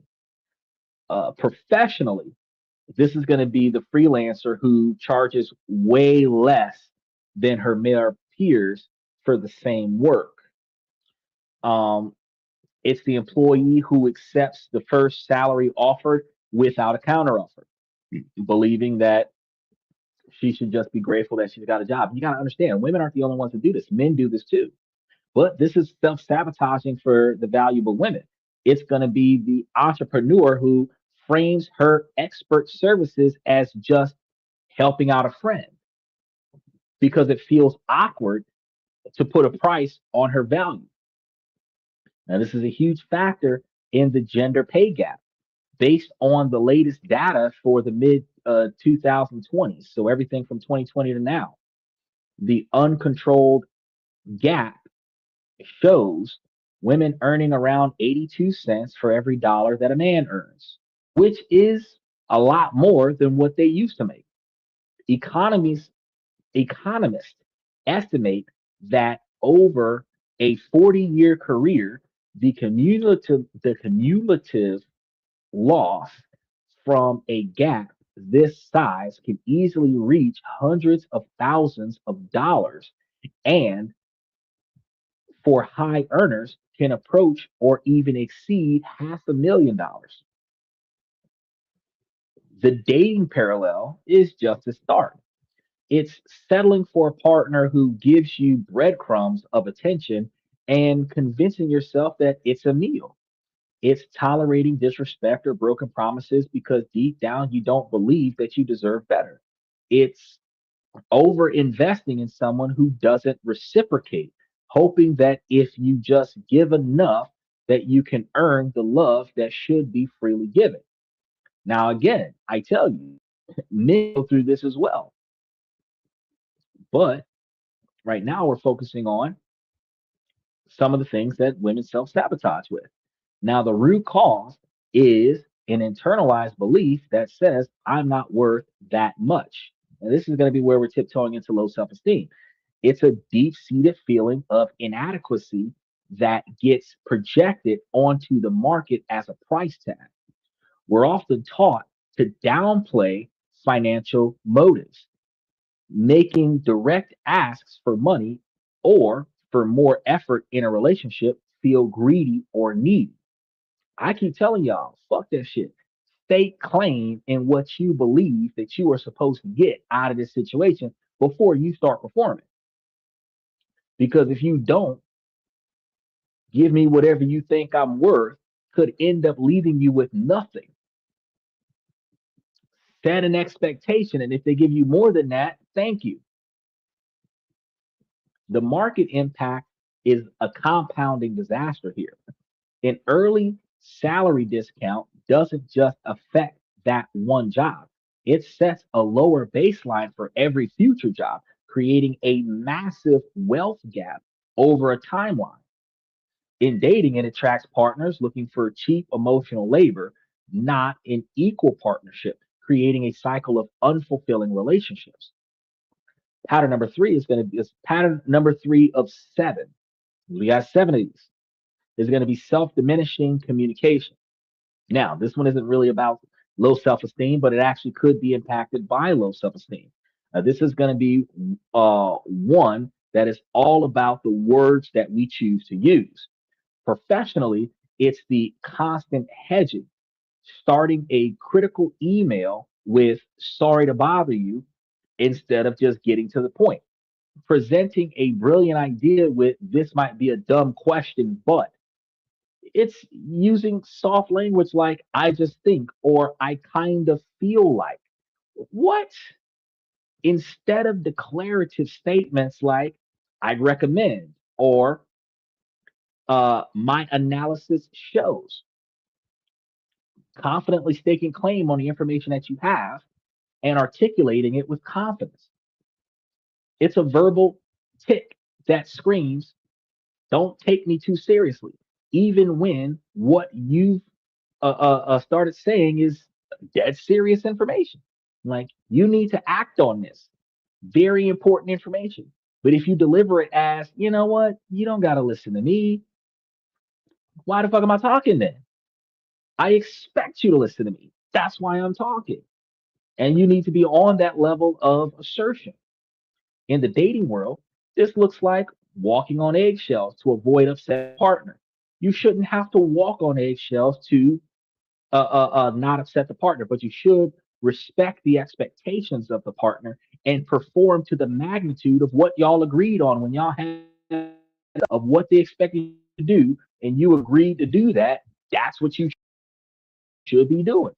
And they should not have to come back and talk to you about it every week. They shouldn't have to come and talk to you about it every 3 days. They shouldn't have to have the same conversation with you every month. If you know what they expect of you, you should be on autopilot getting that done on a regular basis, right? But you also need to make sure that you articulate your needs. Hiding your needs because you don't want to be a burden, that's not acceptable either. Apologizing for having normal human emotions or for asking for clarity is also not going to benefit you. Now, fucking over the other person and then telling them I'm sorry after the fact is not acceptable either. You should respect the people that you're with. If you know that what you're about to do might compromise the other person, you should not take that action. You should articulate to that person when that person is readily available. what you're trying to accomplish so that that person can make arrangements to be available for you so that y'all can accomplish that as a group. You should not fuck over the other person. And then after you've thoroughly fucked over the person and gotten what you were looking for out of the deal, because that other person articulates how you have yet again disadvantaged them, that you hit them with the I'm sorry after the fact as if that makes up for deliberately fucking over the other person. That's not acceptable. That's actually incorrect and unfavorable behavior. It actually sabotages the relationship that you two have. Because if you can count on them when your back is turned, when you're asleep, when you're in the middle of doing something else, or if you're just laying in bed watching TV all day, if you can count on somebody else to come through for you without you having to say shit, then at the end of the day, you should be able to come through for that person without ever having them come and tell you anything. You should already know what needs to be done based on what's not getting done and get that done so that the other person doesn't have to come back to you and ask you or tell you multiple times to get it done. So if you've heard these things ain't gotten done yet and they need to be done, and every day you walk past it and you see that it needs to be done, but you're not doing it, you're failing the partnership that you're in. And a lot of times people do it on purpose.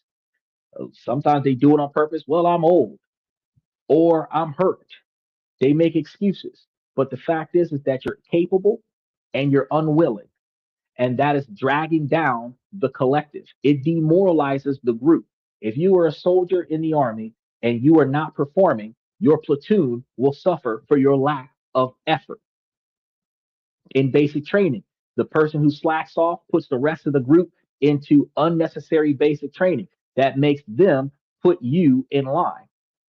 But if you guys find yourselves in combat, if you're the least performing person, you're holding back the squad. That either gets you killed or somebody else killed because you're not performing. Lemon, special shout out to Lemon. Hello, good to see you. So it is very important when you know you don't have to wait until you hear your partner working themselves to death for you to show up and start performing. You know that your partner operates when you're not paying attention. So in that dynamic, you should be able to get up and proactively find more things to do than what you ever thought possible because you've got a partner that's going to overachieve when you're asleep. They're going to overachieve when your back's turned. They're going to overachieve when you're not here. They're going to overachieve when you're laying in bed watching TV. They're going to overachieve when you're not focused on what they're doing. So you shouldn't wait until you hear a noise like, oh shit, they're in there doing stuff. Let me go see what they're doing and try to match that. That's disrespectful because you're only putting on a show. You're not deliberately trying to be helpful. And that show disappoints the other person because they know you're only coming out the woodwork like a roach because you heard them doing something, not because you were actively trying to be helpful. Because you should be helpful when nobody's looking at you. You should be useful when nobody's watching you. You should be proactive when nobody's listening for your movements in the house. But if you're in that type of relationship where you're only going to do when you think you're being seen and heard, you're a burden on that dynamic. Okay. And that sabotages your relationships because that resentment builds. The other person that's doing so much for you that you can't succeed without them. And that person is carrying the weight of the world on their shoulders and you're making it worse by dragging them down by not being productive, that just makes the resentment between the two of y'all. They're not going to tell you a lot of the time that you are causing them to dislike you because of your lack of performance. They're just going to distance themselves from you. They're going to not communicate with you as much. They're going to not find time to be around you as much. They're not going to be available to go places with you as much. They're not going to spend as much money on you as they would have had you not been a burden. And you're a burden because you're less productive, not because you cost more. You could be the cheapest person in the group, but you are less productive. You're not contributing to the success of the collective, which makes you dead weight. If we had to row the boat as a group and you're the only person not rowing, you could be the lightest person in the group, but your lack of effort makes this harder on everybody else that's rowing. You are causing us to do more unnecessarily. So if it's a two-person situation, both of y'all are supposed to be performing, not just one, and not just once a week either. We're both supposed to be performing all the time. Tolerating a major misalignment on values to avoid a fight, just hoping that problems will go away, is going to be the byproduct of this. And this is an issue. And it leads to dissatisfaction in a relationship. The root cause, it's a learned response. For many women, directness has been punished. They were labeled bossy or bitchy. I'm not going to lie. A woman that comes off overly aggressive, I'm going to straight up assume either bossy or bitchy. But I actually also experience a culture where they are, in fact, overly aggressive and unnecessarily demanding. I'm not saying that you don't have a right to say what you want to say and articulate your concerns and your needs, but the same way that women believe that a man should deliver it a certain way, I believe that that should be uniform. You should be delivering the information to me as if I'm the leader, not as if I'm your servant. So when you come off as I'm your servant, it doesn't mesh well with me. I'll get it done because, unlike women who will shut down if the delivery isn't successful, men will take the delivery and accomplish the task because the information in the delivery was what was important, not the delivery itself. Women, the delivery is what was important, not the information in the delivery, right? But hedging becomes a form of social armor, a way to present an idea without taking the full social risk of owning that idea. The market impact is a slow erosion of authority. Colleagues, bosses, and partners will unweigh your ideas alongside the confidence of your delivery. So when you constantly diminish your own contributions, you're training people not to see you as a leader. You're communicating that you're a subordinate, even if your title says otherwise. Now, if you're trying to be in a regular traditional relationship, being a subordinate and presenting yourself as a subordinate might be effective. However, articulating from a sense of confidence still gives you self leadership in a collective where, while you might follow the authority of the leader that you've assigned to the pack, you still recognize that I'm not going to let you sink the ship. While I might steer the ship in the direction that you tell me to, I'm not going to steer the ship into a fucking iceberg. We're getting out of here. You understand? Because, like in the military, a commanding officer can march you off a cliff and you can fall to your death under command. But self will say, no, I will die if I do that unnecessarily in basic training. And that doesn't show my loyalty to my country. I'm not doing that. Right? There's a difference between blind loyalty and mutual respect. Now, pattern number 4 out of 7, the addiction to harmony. And y'all got to understand, I'm going to tell y'all again, men do this too, but today we're talking about how women self sabotage. Now, the women who master this is often the most likely person in the office and the most beloved friend. She's most liked in the office and most beloved friend.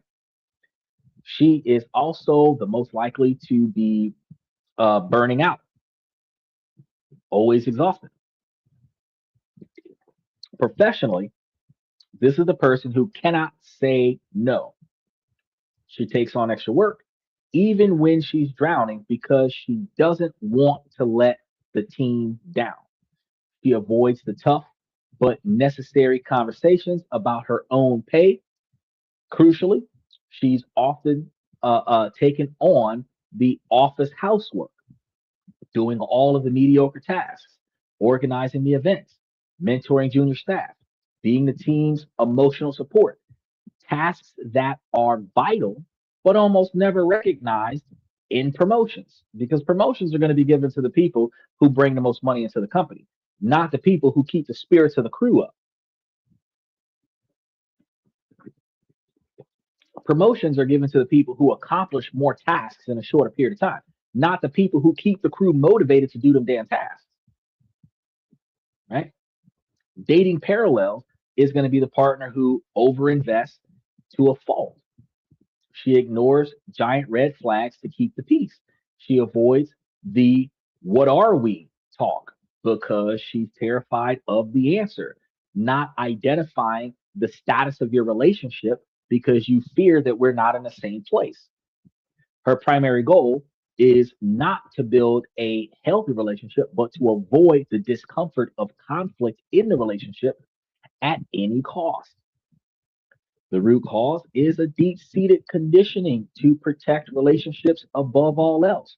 When conflict leads to punishments, being agreeable feels like a survival strategy. I'm going to tell you, even in my house, being agreeable is not going to help.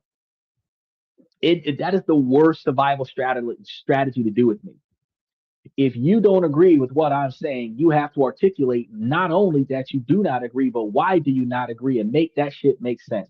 Agreeing with me just so that I'll shut up is only going to piss me off because I'm not necessarily wrong, but you're agreeing to cooperate with me under the falsehood that we're both seeing eye to eye in this conversation. When we don't see eye to eye in this conversation, then you're going to proactively do the exact opposite of what you agreed to because you only agreed to avoid conflict, but you didn't agree with the decisions and expectations that was laid out for you.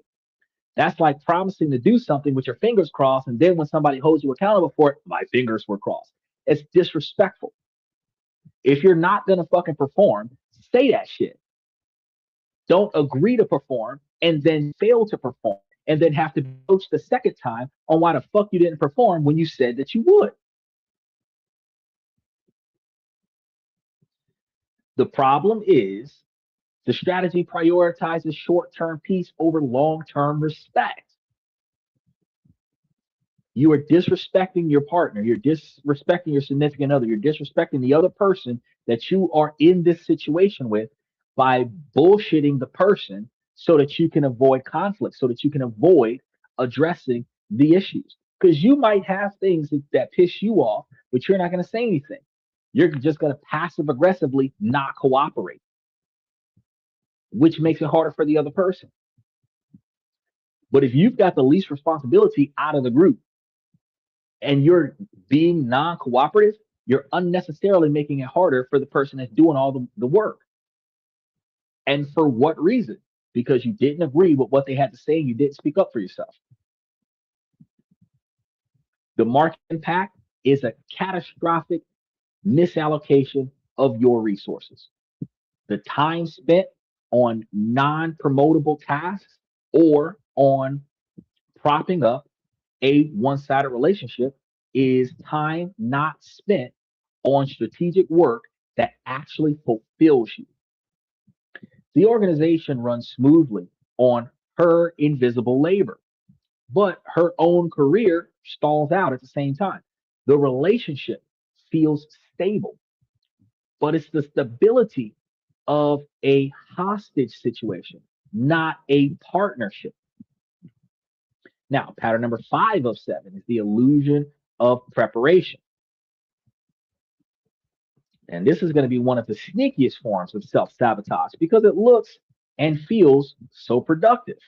Professionally, it's spending weeks refining a slide deck past the point of diminishing returns. It's the endless tweaking a proposal instead of launching it. It's using preparation as a shield for inaction. I'll start my business as soon as I finish this one last online course. When we were talking about, I was talking to one of the landscapers, and he was telling me about how his daughter was going to college and she was going to be like a dental hygienist or something like that. But she has like 2 years of high school left. I told him, I said, you know what? One of the best things that she can do right now is start volunteering with a dental hygienist in our area. She gets out of school around 1, 2 o'clock in the afternoon. The offices usually stay open till about 5. And then after 5, they still got to close up. So they might still be in the office till 6 or 7. She can get 4 hours a day, 2 or 3 days a week, starting now in the 11th grade, where she not only would have 2 years worth of volunteer hours by the time she gets out of high school, so that when she applies for her college application, she can use that on her college application, but she can also meet and greet the people who work in the field that she wants to do. She can do the stuff that she's legally authorized to do because she's over the age of 16 at 11th grade. She's like 17, almost 18, something like that, right? So she can get in there and file files and take out trash and organize paperwork and answer phones and whatever the fuck you tell her to do, but get the inside scoop on what's going on. She can shadow certain providers with certain patients with the patient's consent so that she can learn how to get this stuff done. She can talk to the doctors after hours and get information on how stuff had to be accomplished in order to get to where that doctor is now. The inside scoop that's not taught in class, right? Which gives her a leg up. Then when she gets into college, she can turn that from a volunteer situation to a paid internship, where instead of them giving her a direct paycheck, they could be giving her money for college, helping her out with her tuition, right? Using that paid internship as on the job work experience, leading to getting out of college. What's your 4 year degree? Turns out to be 6 years usually. And if you did undergrad, it might be 8 years. By the time you get out of college, you would have did this job for 2 years in high school and 4, 6, or 8 years by the time you got out of college. You walk out of college with your bachelor's degree and almost a decade of experience in the field. You can apply anywhere and get you a job, right? But that happens because you are prepared. If you say, well, I'm going to start doing that after I graduate, or I'm going to start doing my internships after I get my bachelor's degree, or you're delaying your future, knowing that there is a criteria that needs to be met before you get to the next phase. If you don't perform that until after you finish this, when both of those things could have been done simultaneously, you are delaying your future, which leads to inaction because I'm never going to start my career because I haven't met the criteria. The dating market version is creating an impossible milestone. And this is going to be a mile long checklist for a partner that no human could ever meet, like women wanting 6'5", making over 100 grand, got to be a certain skin complexion, owning all their own shit with good credit. You're talking about 1% of human beings in the world. And 90 something percent of women are after that 1%. So you're talking about probably a million people out of 8 billion people that meet this description. And 4 billion of the people that are looking for this 1 million people around the world, that is your odds. You start making it impossible to find the perfect person. It's going to be exaggerating in endless texting,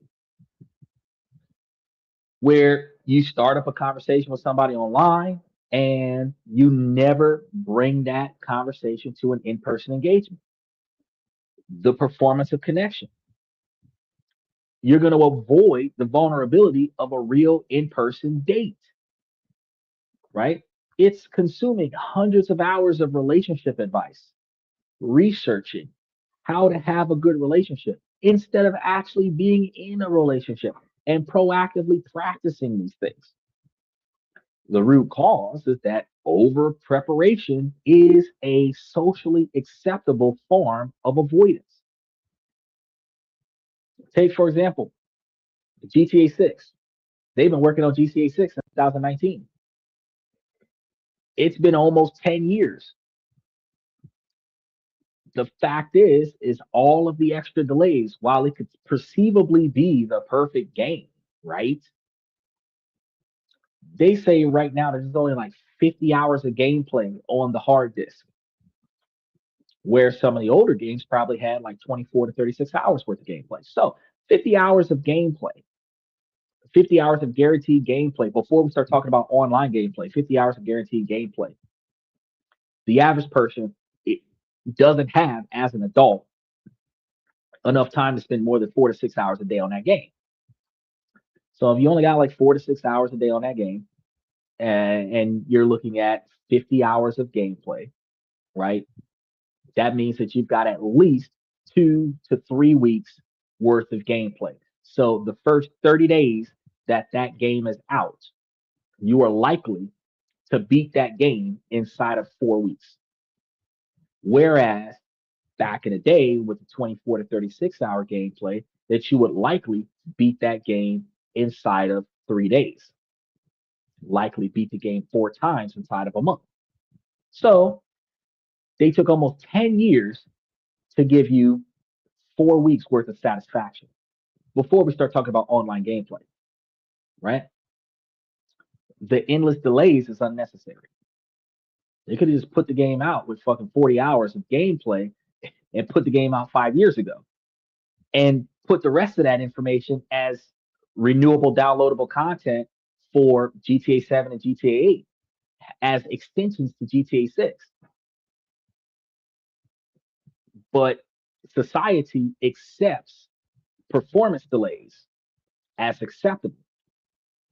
It gives you the feeling of progress while safely protecting you from the risk of actually shipping your work or opening your heart to somebody else. The delays, it's not perfect. It's not perfect. Allows you to delay it. And people will accept that delay because we expect it to be better than we ever thought possible, right? You can't fail if you never leave the starting gate, right? But you can't succeed if your ass don't start running. Now, the market impact is going to be simple here. In a fast moving market, speed and iteration beat delayed perfection on a regular basis. You notice when two companies are trying to launch similar products around about the same time, the company that launches first, even if it's imperfect, is better than the company that launches second, even if the product is perfect. While you're busy polishing your masterpiece in a cave, a bolder competitor has already launched a good enough version and is capturing the market. In dating, while you're busy researching life, life is passing you by. Now, pattern number 6 out of 7, inconsistent follow through on critical tasks. Now, this pattern is maddening because it is so selective. This person is often incredibly reliable on low stakes things. She'll never miss a friend's birthday. Her daily tasks are always done, but she consistently blows the deadlines for the big life changing things: the grant application, the promotion portfolio, the business plan. She has a graveyard of half finished products, incomplete projects, and other tasks that could have transformed her career. I have a buddy right now who has had a plethora of ideas on paper. And I actually had to have a whole conversation with him 4 or 5 times about this over the last decade, where I've explained to him, like, bro, you have so many good ideas on paper, but you never pursue that idea to a paycheck. You've created apps, you've created games, you've created programs, you've created sellable items that you didn't sell, and they just evaporated into a dusty workspace scenario where you're still working for somebody else, never turn a profit on any of your ideas, but you're still in a position of, man, I wish I was a millionaire. But if you got $1 million idea and you never do anything with it, it is never going to become anything. The dating equivalent is the person who talks constantly about wanting a serious relationship, but finds a way to torpedo every promising relationship that could come about. The moment things start getting good, she'll pull away. She picks a fight, she finds a flaw, and blows it out of proportion. She fails to follow through on the very thing that would deepen the bond, which the irony is a lot of women that claim that they're looking for a good man don't actually go after good men. They go after the guy that's not going to be a successful resolution for a relationship, avoiding the ones that would be a successful resolution for a relationship, calling those men too needy and simps. Well, if you wanted a man that was committed to you, willing to worship the ground that you walk on, you shouldn't put that guy in a friend zone and say that that's creepy because he's too needy. That is exactly what the fuck you said you wanted, And that's not what you're chasing. You're chasing the guy that could give two shits about you because he's dating your sister and your mom at the same time. That's the guy that you chase. When is it going to be my turn? Wild. The root cause is a deep fear of success and a desire to protect one's self image. By not completing the high stakes tasks, you keep out the hypothetical. Meaning, what if always can stay? What if I never apply the effort to turn if into an actual final outcome? So you can tell yourself, I could have been successful artist if I had just finished the portfolio. It allows you to maintain the idea of your potential without ever putting it to the test. Not trying feels safer than trying and failing. I tell people all the time that phrase, you've got potential, is a compliment and an insult at the same time. Because the true definition of potential in science is the ability to do something that you are currently not doing, which in layman's terms means that you're fucking up your future presently. The ability to do something that you are currently not doing. Kinetic energy is you doing what you are capable of doing. And ironically, you cannot surpass your own capabilities. You can surpass your own expectations of your capabilities, but you cannot surpass your own capabilities. Take, for example, hypothetically, Goku. My man has unlimited potential. Why? Because he has the ability to be way better than what he currently is, no matter which season you look at him. And he always continues to push harder and try more to reach the next level, the next level, the next level, right? He continuously surpasses everyone else's expectations, but he never reaches his full potential. He never plateaus in his capabilities because you cannot exceed your own capabilities. You can only exceed natural expectations. So he could be the legendary Super Saiyan because nobody thought that a Saiyan could be that powerful. He could be a God mode, godlike, because nobody believes that a living creature can have that much power. It's just exceeding expectations. On a scale from 1 to 10, 10 being perfect, meaning that you meet all the expectations on my list, are you a 10? Well, if you believe that you're a 10, that means that there's nothing about you that I would complain about, right? That is exceeding my expectations. But if you recognize that there's some shit about you that you don't like, there's some shit about you your friends don't like, there's some shit about you your family doesn't like, you're not a 10, right? There are things about you that you could change, you just choose not to change them. You're good enough.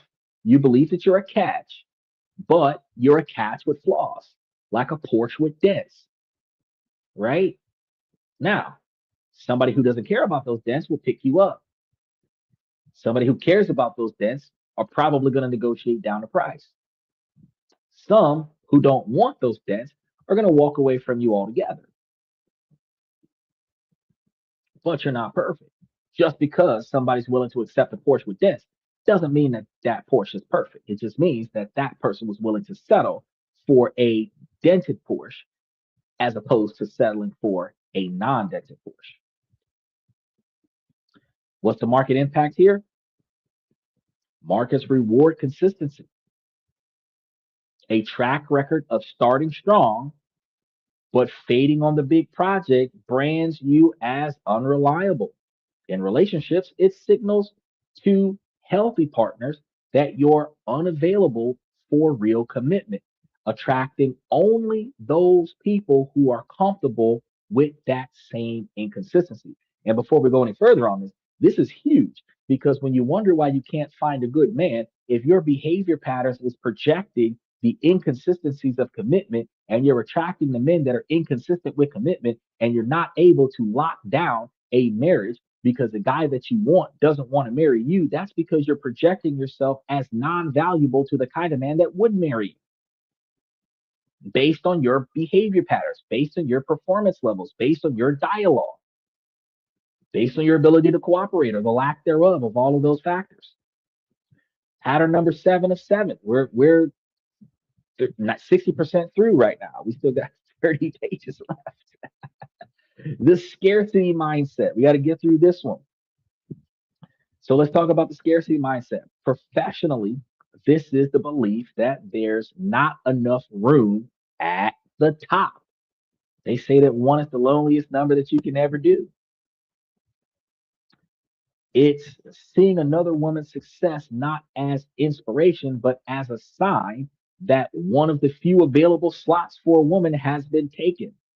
It's viewing another person's ambition as direct competition to be guarded against rather than potential allies. One of the things I've seen, like, for example, in anything, in career, in sports, in politics, when society says the first woman to do, or the first woman, whatever, or uh, a woman champion or a woman gold medalist, or this, when you have to attach her gender to her success, she couldn't just be the best one in the group. She couldn't just be the best one in the competition. She has to be the best one for a woman. First female vice president. Next up is going to be the first female president. Couldn't just say the next president, right? In doing so, the success of her reaching that platform societally identifies that that leadership position and other leadership positions like it is now filled and there's no other room for women. That's not true. That's actually not true. The more that becomes successful, the more room there is for more women to become successful. Women could effectively, if they weren't tyrants in authoritarian positions, actually do a pretty decent job of leading things because they're not swayed by desire. Men can be corrupted through lust. Women can be corrupted through money. But if she's got more money than what she needs, it's not much that you can offer her because it's like she don't need nothing else, right? The dating pool is going to be a lot parallel to that. It's similar, right? This is going to be the chorus of there are no good men slash women left in the dating pool because men experience the same things. It's viewing others as rivals fighting over a limited pool of desirable partners. And I can agree with that to a magnitude, specifically because there's going to be non-valuable people in the dating pool than there are valuable people in the dating pool because the non-valuable people will always be single because they're not relationship material. They're not marriage material. A valuable individual in the cluster of non-valuable individuals is hard to pick out because it is your performance after the fact that has to be judged during your interaction during first contact with the person where the guy's got to pull you away from the crowd and presumably have selected the correct woman that actually will perform in the relationship. And it's tough because if a guy grabs the wrong girl, he can only get one girl out of the group unless all the girls are not valuable because then they'll share. He can only grab one woman out of the group, right? And if he gets the right one, so it's a toss up. If there's 5 girls, he's got a 20% chance he's going to get the right one. If he gets the right one, he's got the problem that the other 4 will block him from being successful. Not because he's a bad guy, not because he's a threat to her safety, because the other women in the group didn't get chosen. A lot of times jealousy. They're not doing it to protect their homegirl. They're going to force their homegirl to never be happy because the other four girls are single. So they're going to force her to stay single too. Oh, don't talk to him. He's creepy. Right.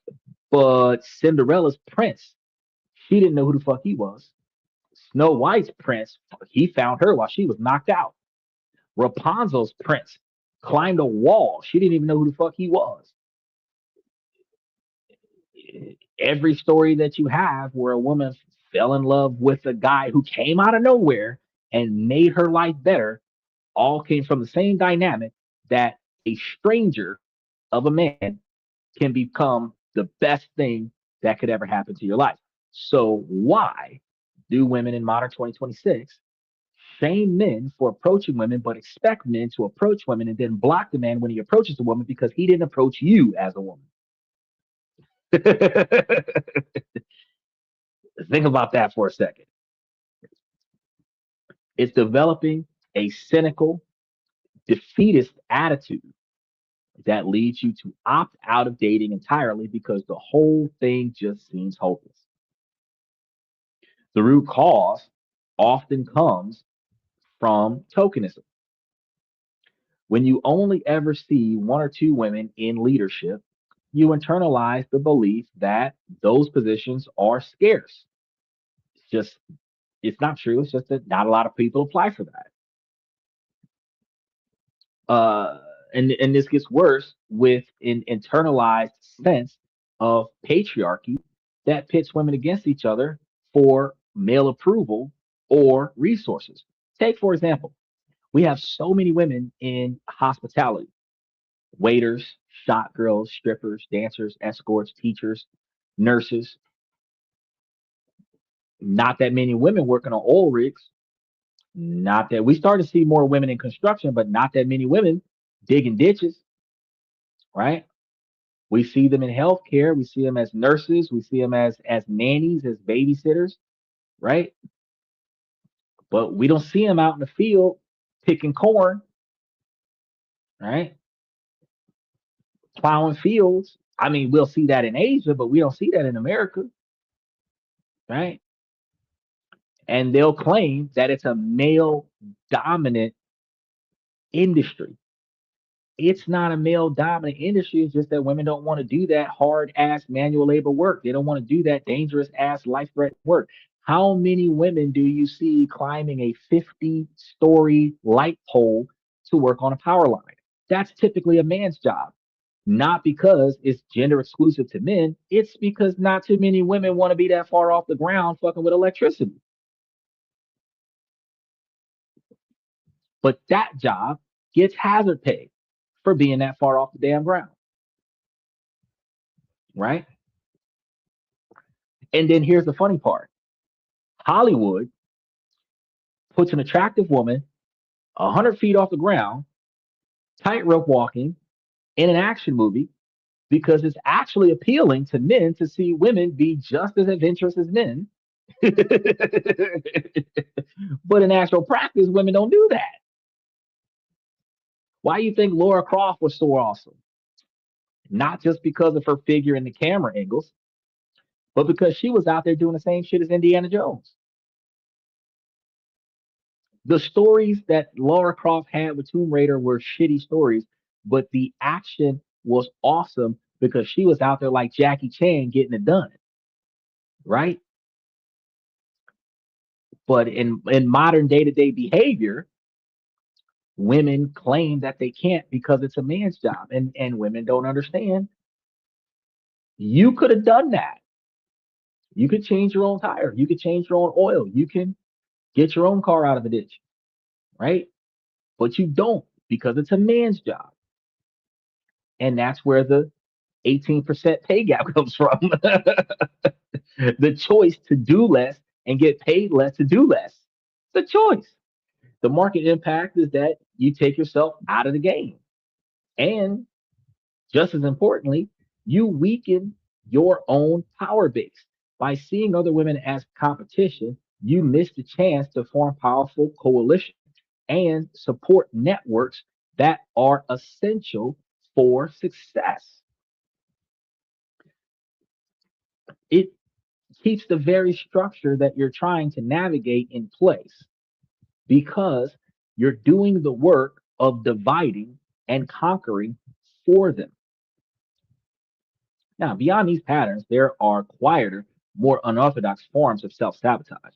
And these behaviors fly under the radar because they can be disguised as being smart or self aware. But in reality, they're just as corrosive. One of the most common is outsourcing self trust. And this looks like getting input. Women do this all the time to men. Does that outfit make my butt look big? Does this make me look fat? Do I look cute in this outfit? It's really a habit of handing off major life decisions. It's asking your partner, your parents, or a group chat if a major career move is worth it. Then backing down if they show the slightest hesitation, right? If you do not get sociological support for the decision that you already know that you want to make, you end up not making that decision.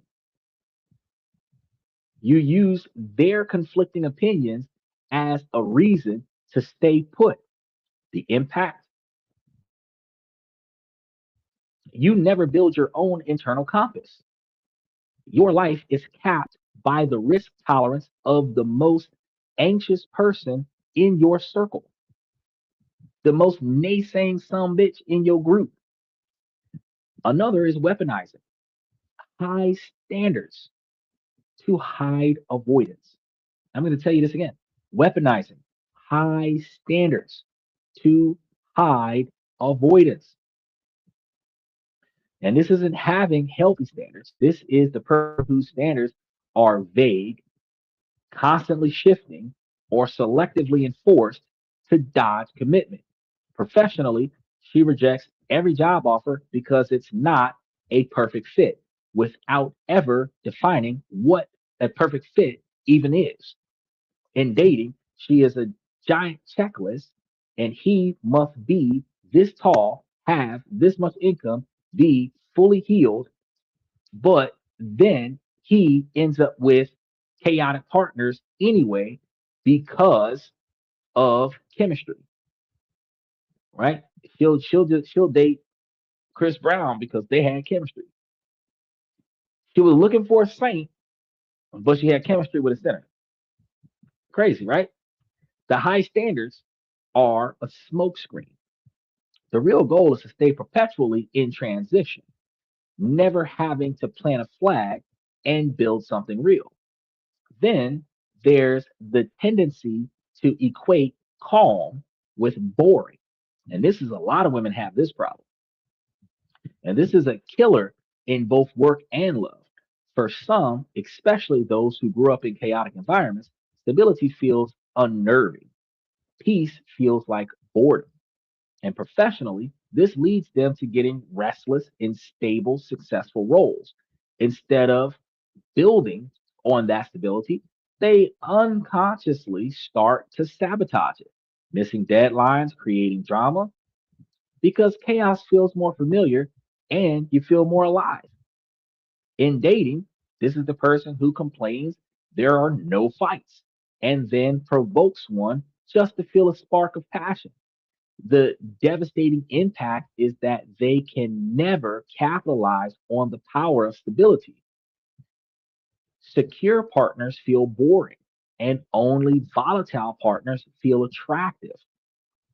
Women wonder why they have a problem where they're always starting over. You find yourself 35, 45 years old, starting in a new relationship yet again, never knowing why you can't find the right one. That's because the right one is the best friend that you don't want to date, and all the wrong ones is the other guys that you're physically attracted to because you're attracted to toxic.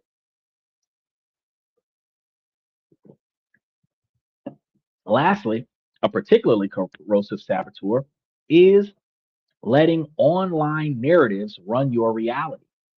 This is adapting generalized, often toxic scripts from social media and applying them to the specific people in your life. It's internalizing a TikTok pop philosophy and the psychologies that are diagnosing every manager as a narcissist, or every partner's mistake as gaslighting. And women do this a lot nowadays. When a woman doesn't like what a man has to say, he's either gaslighting or he's a narcissist. And the truth of the matter is that you just disagree with him asking you to change for the betterment of your relationship. You end up reacting to a distorted mashup of the internet's worst case scenarios, not the actual nuanced human in front of you. This makes real connections and trust impossible because you're arguing with a meme, not your partner. You're fighting a uh, caricature, not your boss. These quiet saboteurs are dangerous because they let us feel intelligent and justified in our inaction, but they are just more sophisticated forms of fear keeping us stuck, which is why I said earlier, this isn't just low self esteem. This is actually the fear of doing something that we don't know is going to end out well. Well, recognizing these patterns is going to be the first step. And a lot of the times, the hardest step. But recognition without action is just another form of procrastination. So let's talk strategy. Breaking the cycle isn't about some magical overnight transformation. You don't take a pill and make it better. It's about making small, smart changes that over time rewrite your default settings. So the first thing we want to do, language audit. For a week, track every time that you use minimizing words. Every just, every maybe, every I'm not sure, but every reflexive sorry. Keep a note on your phone. At the end of the week, look at the list. This is the language of self diminishment. The first step is awareness. The next step is replacement. Instead of sorry for the delay, try thanks for your presence or thank you for your patience. Instead of I just think we should, try I recommend we do, right? This isn't about being aggressive, it's about being clear and direct. It's about taking up the verbal space that you deserve.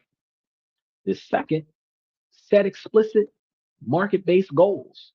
Vague goals like be more successful are useless. I tell y'all, these are those Miss American answers that people give. You need precise targets. What's the exact job title that you want? What's the exact annual income you are aiming for? These are the same questions you should be asking for your fucking retirement. What are the three non negotiable qualities that you need in a partner? Write them down. Be specific. Then tie your daily actions to these goals. Before you say yes to a new task or a second date, ask yourself, does this move me closer to my goals? If the answer is no, then you got to decline, delegate, or renegotiate. This forces you to align your actions with your ambitions. If you're looking for a stable guy, you're looking for a boring guy. If a boring guy asks you to go out on a date and that boring guy asks you to go somewhere that is going to be fucking boring, then guess what? You've got stability. You might want to go on that second date and see what stability looks like. He's consistent. He always shows up on time. He's always where he says he's going to be. That makes him reliable. There's no thrill in your situation. That's fine. Renegotiate something collectively exciting, but it's structured excitement, like going to a theme park because you budgeted for it. You don't got to worry about him cheating on you. He can be found at all times. You can set your watch to him. That is what you need in stability, which means no surprises. You want surprises. Okay, we're going to structure surprises. But structured surprises is not as enthusiastic as random chaos. So you got to get used to structured surprises because that's where your stability is going to come from, right? Now, the third thing is going to be practice. You need to practice imperfect actions. Perfectionism is the mother of procrastination. Same thing, like take what happens with the podcast. We start whenever, but we don't start whenever because I spend 45 extra minutes trying to make the show perfect. We start whenever because whenever the fucking internet gets on track, we're gonna air this fucking show. But even if it ain't ready, even if I don't got it all together, this bitch is gonna air. And it's gonna air, and I'm gonna fix it and make it up as we go along, right? Because the antidote that is the rule of imperfection contradicts the actions of perfectionism. So you want to adapt the mantra that if I'm 70% ready, I move. If all we need is one thing to get started, we might as well get started now, right? This means applying for the job if you only meet 7 out of 10 qualifications. It means launching the website when it's good enough, not flawless. It means having the awkward conversation with a partner now, not waiting for the perfect moment that will never come. Actions create clarity. You don't find readiness, you build it by doing the thing that you think you're not ready to do. Mama used to tell me on a regular basis if you found somebody that met 80% of the things that you were looking for in life and you could tolerate the other 20, that's the perfect person for you. Why? Because nobody's going to be perfect. But if they can meet the majority of your expectations with no effort, the rest of the shit that they got going on that might be little flaws and pet peeves that you can deal with, that you can deal with, then go for it. You might be the kind of person, like, for example, I don't like excessive piercings. I'm not a big fan of tattoos, but you could have quite a few piercings and some tattoos if you got your shit together, right? But you might be a smoker. I can't do smoker. I got asthma. It's not going to work for us, right? That's the dynamic. So you might have like 5 tattoos. As long as they're not sloppy, I might be able to deal with that, right? You might have 8 piercings on your face, but if it doesn't like cover your whole face and have you looking like the torture guy from Event Horizon, then maybe we can work it out, you know. But those are physical characteristics that are compromisable. That's part of the 20%. You would still have to cooperate. You would still have to be respectful. You would still have to be appreciative. You still have to meet the other 80% of qualifications that would make you a good woman outside of the piercings and the tattoos. But if you're a smoker, like that's out the window. See what I'm saying? Fourth, build and enforce your non-negotiable expectations for behavior. Non-negotiable expectations are not walls. They are clear lines that show people where the door is. Start small. Define your non negotiables. I do not check work emails after 7 o'clock. I don't fuck with people before noon. I tell people, I tell certain people, don't talk to me until Thursday about anything that you got going on in your life. If I said that I will give you my undivided attention on Thursday and you come bring me some bullshit on Wednesday, I'm gonna be mad at you because the first question gonna come out of my mouth is today Thursday or what is today? And you're gonna say Wednesday. Okay, so this could have waited till tomorrow, couldn't it? Yes. So why the fuck are you bringing it to me today? It doesn't matter what it is. It doesn't matter if it's important to you or not. What matters is that I told you that I would be available to you on Thursday, specifically in the afternoon. So you approach me Thursday morning, that's not what I said. You approach me on Wednesday, you approach me on Friday, that's not what I said. I said Thursday afternoon. So Thursday afternoon, you come to me with some bullshit. I have to entertain that because I gave my word that I would be available Thursday afternoon. So you bring me on Tuesday or Saturday some shit that could have waited until Thursday. I don't want to hear it. I don't want to hear it. If I do acknowledge it, I'm going to acknowledge it with resentment because I already told you that I'm available on Thursday afternoon. Set your non negotiable expectations for behavior. Things like I do not continue dating someone who cancels plans more than once. I personally don't continue communicating with individuals online who are not willing to have an in-person engagement. I'm going to give you probably the first few days of texting back and forward. And by the third or fourth day, by my first day off, if we're not available to meet up, that conversation is not going anywhere. I'm not going to spend 6 months having an online relationship with shit for anyone, really.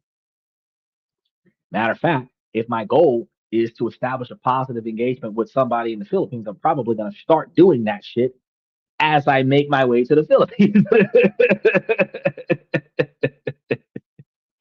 Where the I probably will touch down in the city of the person that I'm connecting with so that while I'm in that city, I can establish an in-person relationship with that person fresh off the plane so that before I catch a plane back, we already have an in-person dialogue with one another. We should already have 90 days of interaction with one another, right? That's a huge difference than 2 years of talking to each other on the phone before we actually meet each other. I would immediately, even if it takes like 2 weeks or 3 weeks to get from the online to the in person, I would immediately transition from text messages within the first couple days to video calls. That's the closest thing to in person that you can do is transition to video calls and then run the video calls until you do the in person. And even after the in person, if the in person can't be frequent, you want to do the video calls on a regular basis to maintain consistency, right? But you want to say your non negotiables calmly and clearly and without an apology. The first time you enforce that non negotiable, it's going to feel incredibly uncomfortable, but you'll want to backtrack on that. And we understand. Hold that line. The temporary discomfort of someone else's disappointment is far less damaging than the long term cost of your own resentment. And that actually benefits the both of you. Because if you are the performer in this relationship with the other person, your expectations from them are mandatorily required because your resentment towards them will cause you to shut down and stop performing, which will negatively impact the other person anyway. So instead of you flexing on your position, your satisfaction is based off of your expectations that they must meet. Employees get paid by the employer, but the employees expect to be treated a certain way on the job. If they are not treated the way they are expected to be treated on the job, they will shut down and stop performing on the job. That negatively impacts the employer. So instead of submitting to unhealthy and negative behavior on the job, which will lead you to resent the job, stop working on a job, you demand to be respected on the job so that you will always perform on the job. That benefits your employer. So don't fold on your non negotiable expectations. Fifth, you want to reframe self promotion as a service. Many of us cringe at self promotion because it feels like bragging. I know I've told you guys a lot of times that you don't brag about your wealth, but you don't. I'm not telling you not to promote your skill set. When I talk to you guys on a regular basis about how to make, save, and invest money, I am promoting the fact that I obtain, retain, and regurgitate the knowledge that could potentially aid you in your decision making process with investing in your own success. I'm not going to diminish that to any capacity because when you do that, it's framing a problem. You want to reframe that from a problem. Sharing your accomplishments is not bragging. It's providing clear factual information so that decision makers can route opportunities to where value is being created. But it is not just promoting your accomplishments, it is where you promote the accomplishments. If you are promoting your accomplishments with your friends, that's bragging. If you're promoting your accomplishments with potential clients, that's advertising. And it depends on which accomplishments are you promoting. If you're promoting your skill set, Even if you're promoting your skill set with your friends, you've created a certain algorithm, you've constructed a certain product that has a certain price point or whatever the case may be. You're still advertising a product to your friends. But if you're talking about how you got a bonus on your job, that's bragging. You're talking about how you got a new Bentley, that's bragging. You're talking about how you got a new house, that's bragging. But I can speak 5 languages, that's not bragging. I can translate for you. These are the 5 languages that I can translate for you. If we go out of town and we end up in a location that speaks this language, I can translate so that we're not stuck and we're not lost. That's a meaningful skill set. So you got to start documenting your wins, but you're not documenting your financial wins, you're documenting your performance wins. Okay? Every week, write down one concrete outcome that you produced. If you generated a certain quantity of revenue for the job, the time that you saved the company, a process that you improved, performance increases, productivity improvements, right? Share these wins in your weekly updates when you're talking to your employers and on board meetings, in talks with your manager, on your LinkedIn accounts. Whenever you have time to update your LinkedIn accounts, you put this information in there.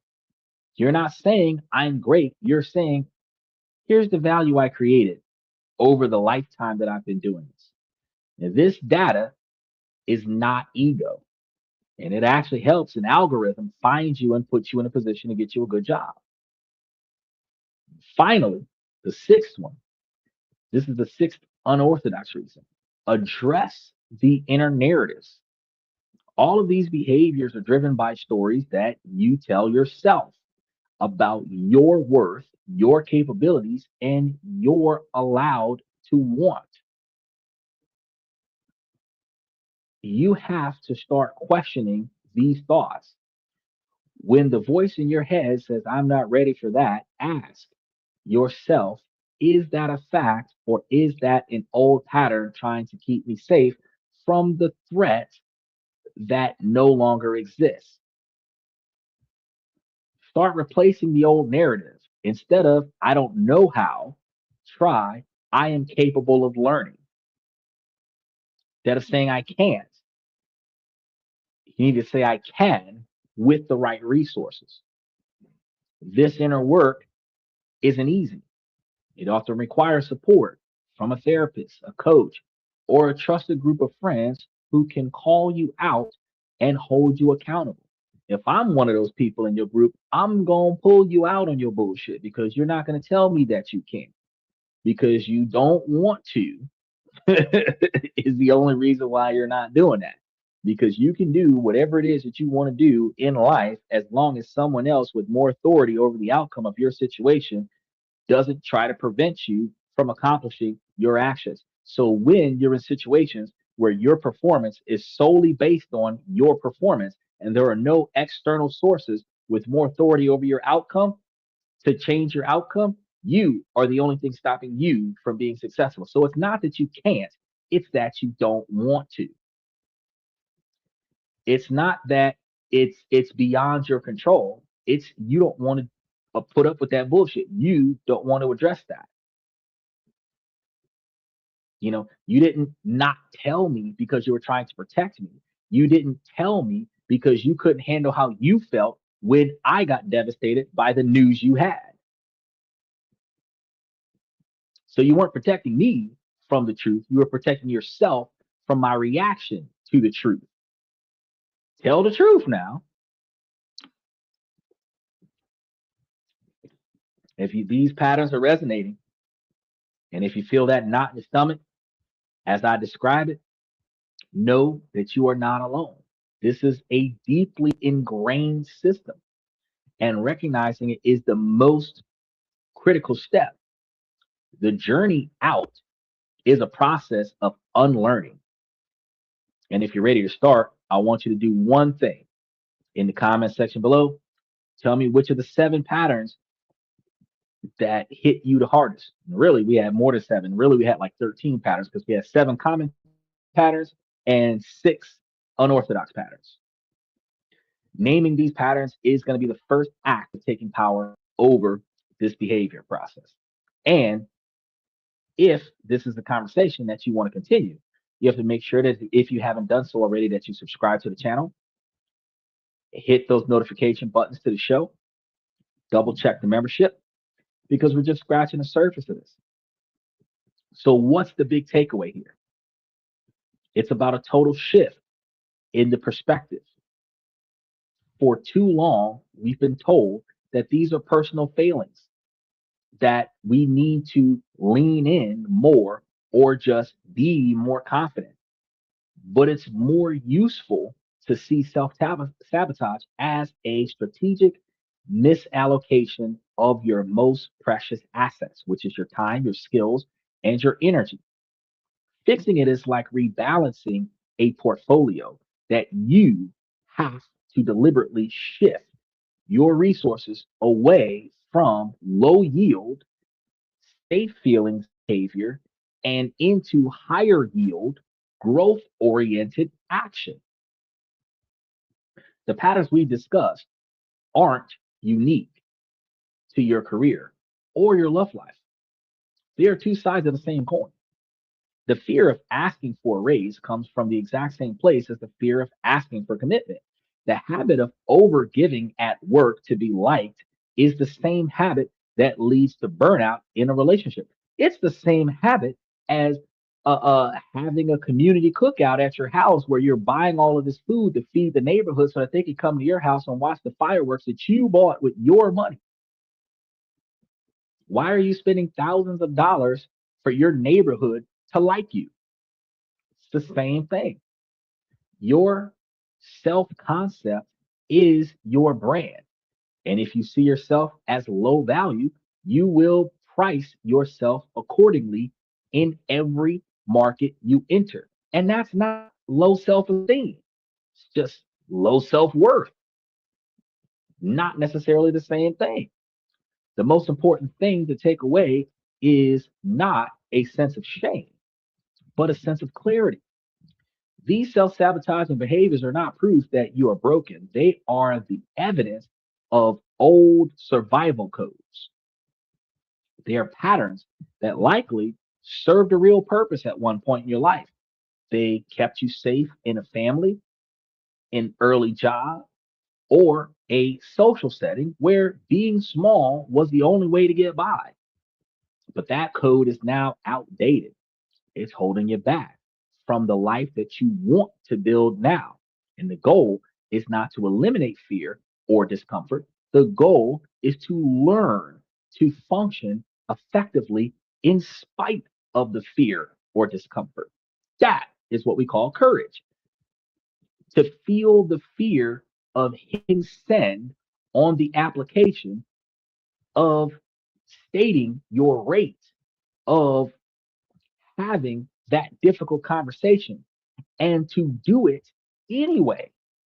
The fear of hitting send after you hit send subsides, but the message got sent. The fear of the response of stating your rates is over once they've responded to your negotiations. The fear of having that difficult conversation with your partner has resolved itself now that they know what they needed to know to continue this relationship or end it in some situations. Lingering on taking that action, like for example, you find out you're 3 weeks pregnant, but you don't tell him until you're 6 weeks pregnant. Why? The day you knew is the day I'm supposed to know. I didn't know how you would feel, but your ass ain't gonna find out if you don't say nothing. So the longer you know and wonder and contemplate how I'm going to react to it, the harder it's going to be for you to say something. Then the disappointing, frustrating part that you're going to get from your partner is, why didn't you tell me sooner? Not why did you tell me? Now you have the shame and regret that you didn't say something sooner, and you have the relief that the response was positive, even if it was chastised by you should have said something sooner. You should have said something sooner. Out the gate. Soon as you think that this ain't going well, you should be able to say, hey, this ain't going well. Right? The call is and always was coming from inside of the house. And that is not a cause for terror. It is a source of immense power because it means that the tools to fix it, the keys to the cage, have been in your hands all along. Since the problem is inside of you, it is easy for you to fix the problem. Had it been an external problem, you would need external sources. Because it is an internal problem, you can work on you by yourself and then proactively express this in front of others as you master readdressing how you think about yourself and how you present yourself to others. Now, 3 hours in, we covered a lot of things, ladies, that lead to your ability to not be successful as you would prefer. We're going to start by saying, ladies, as long as the situation doesn't make sense, I'm going to keep asking you, ladies, to make it make sense. So, ladies, please make it make sense. Fellas, I give y'all this information to make y'all higher value men, not just to improve your income, but to also improve your decision making skills. Ladies, if you find the things that are inside of your control that you don't like and proactively put forth the effort to change those things, you will find yourself improving your way of life. Then you can navigate around the things that are outside of your control.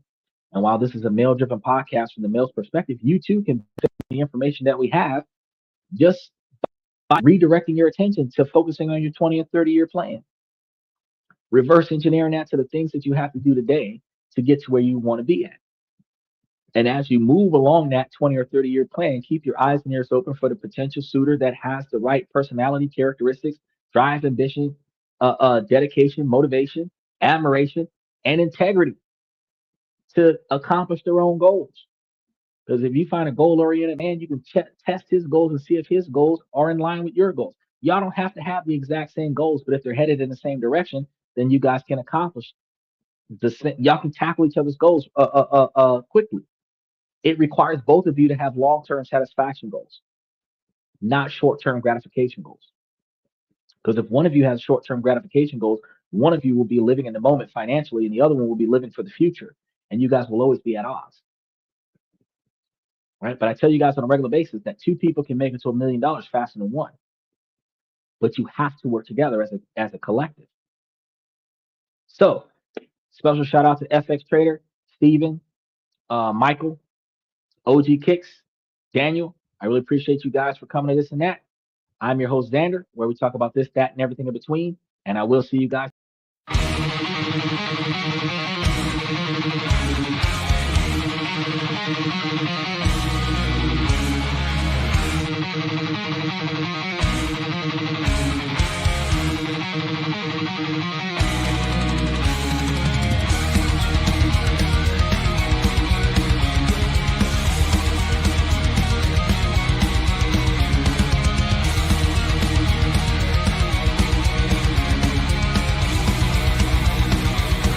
Higher ground.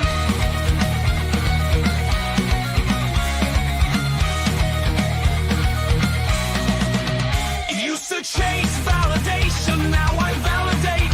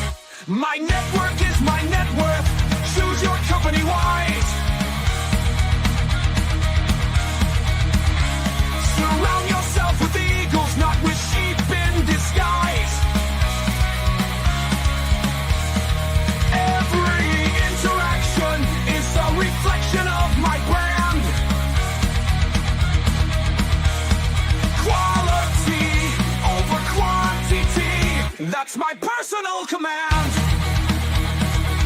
I'm not mounted on higher ground where excellence is found. My potential knows no bounds, raising the bar, breaking ground.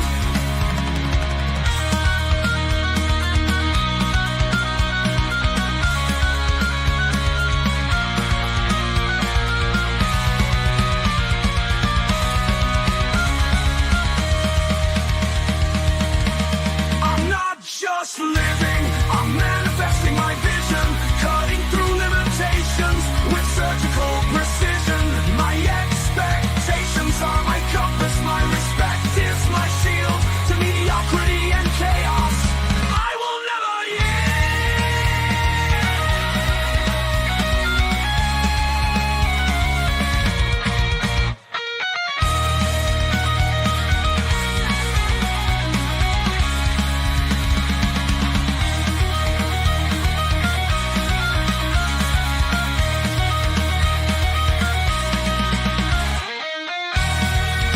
I'm not just living, I'm manifesting my vision, cutting through limitations with surgical precision. My expectations are my compass, my respect is my shield to mediocrity and chaos.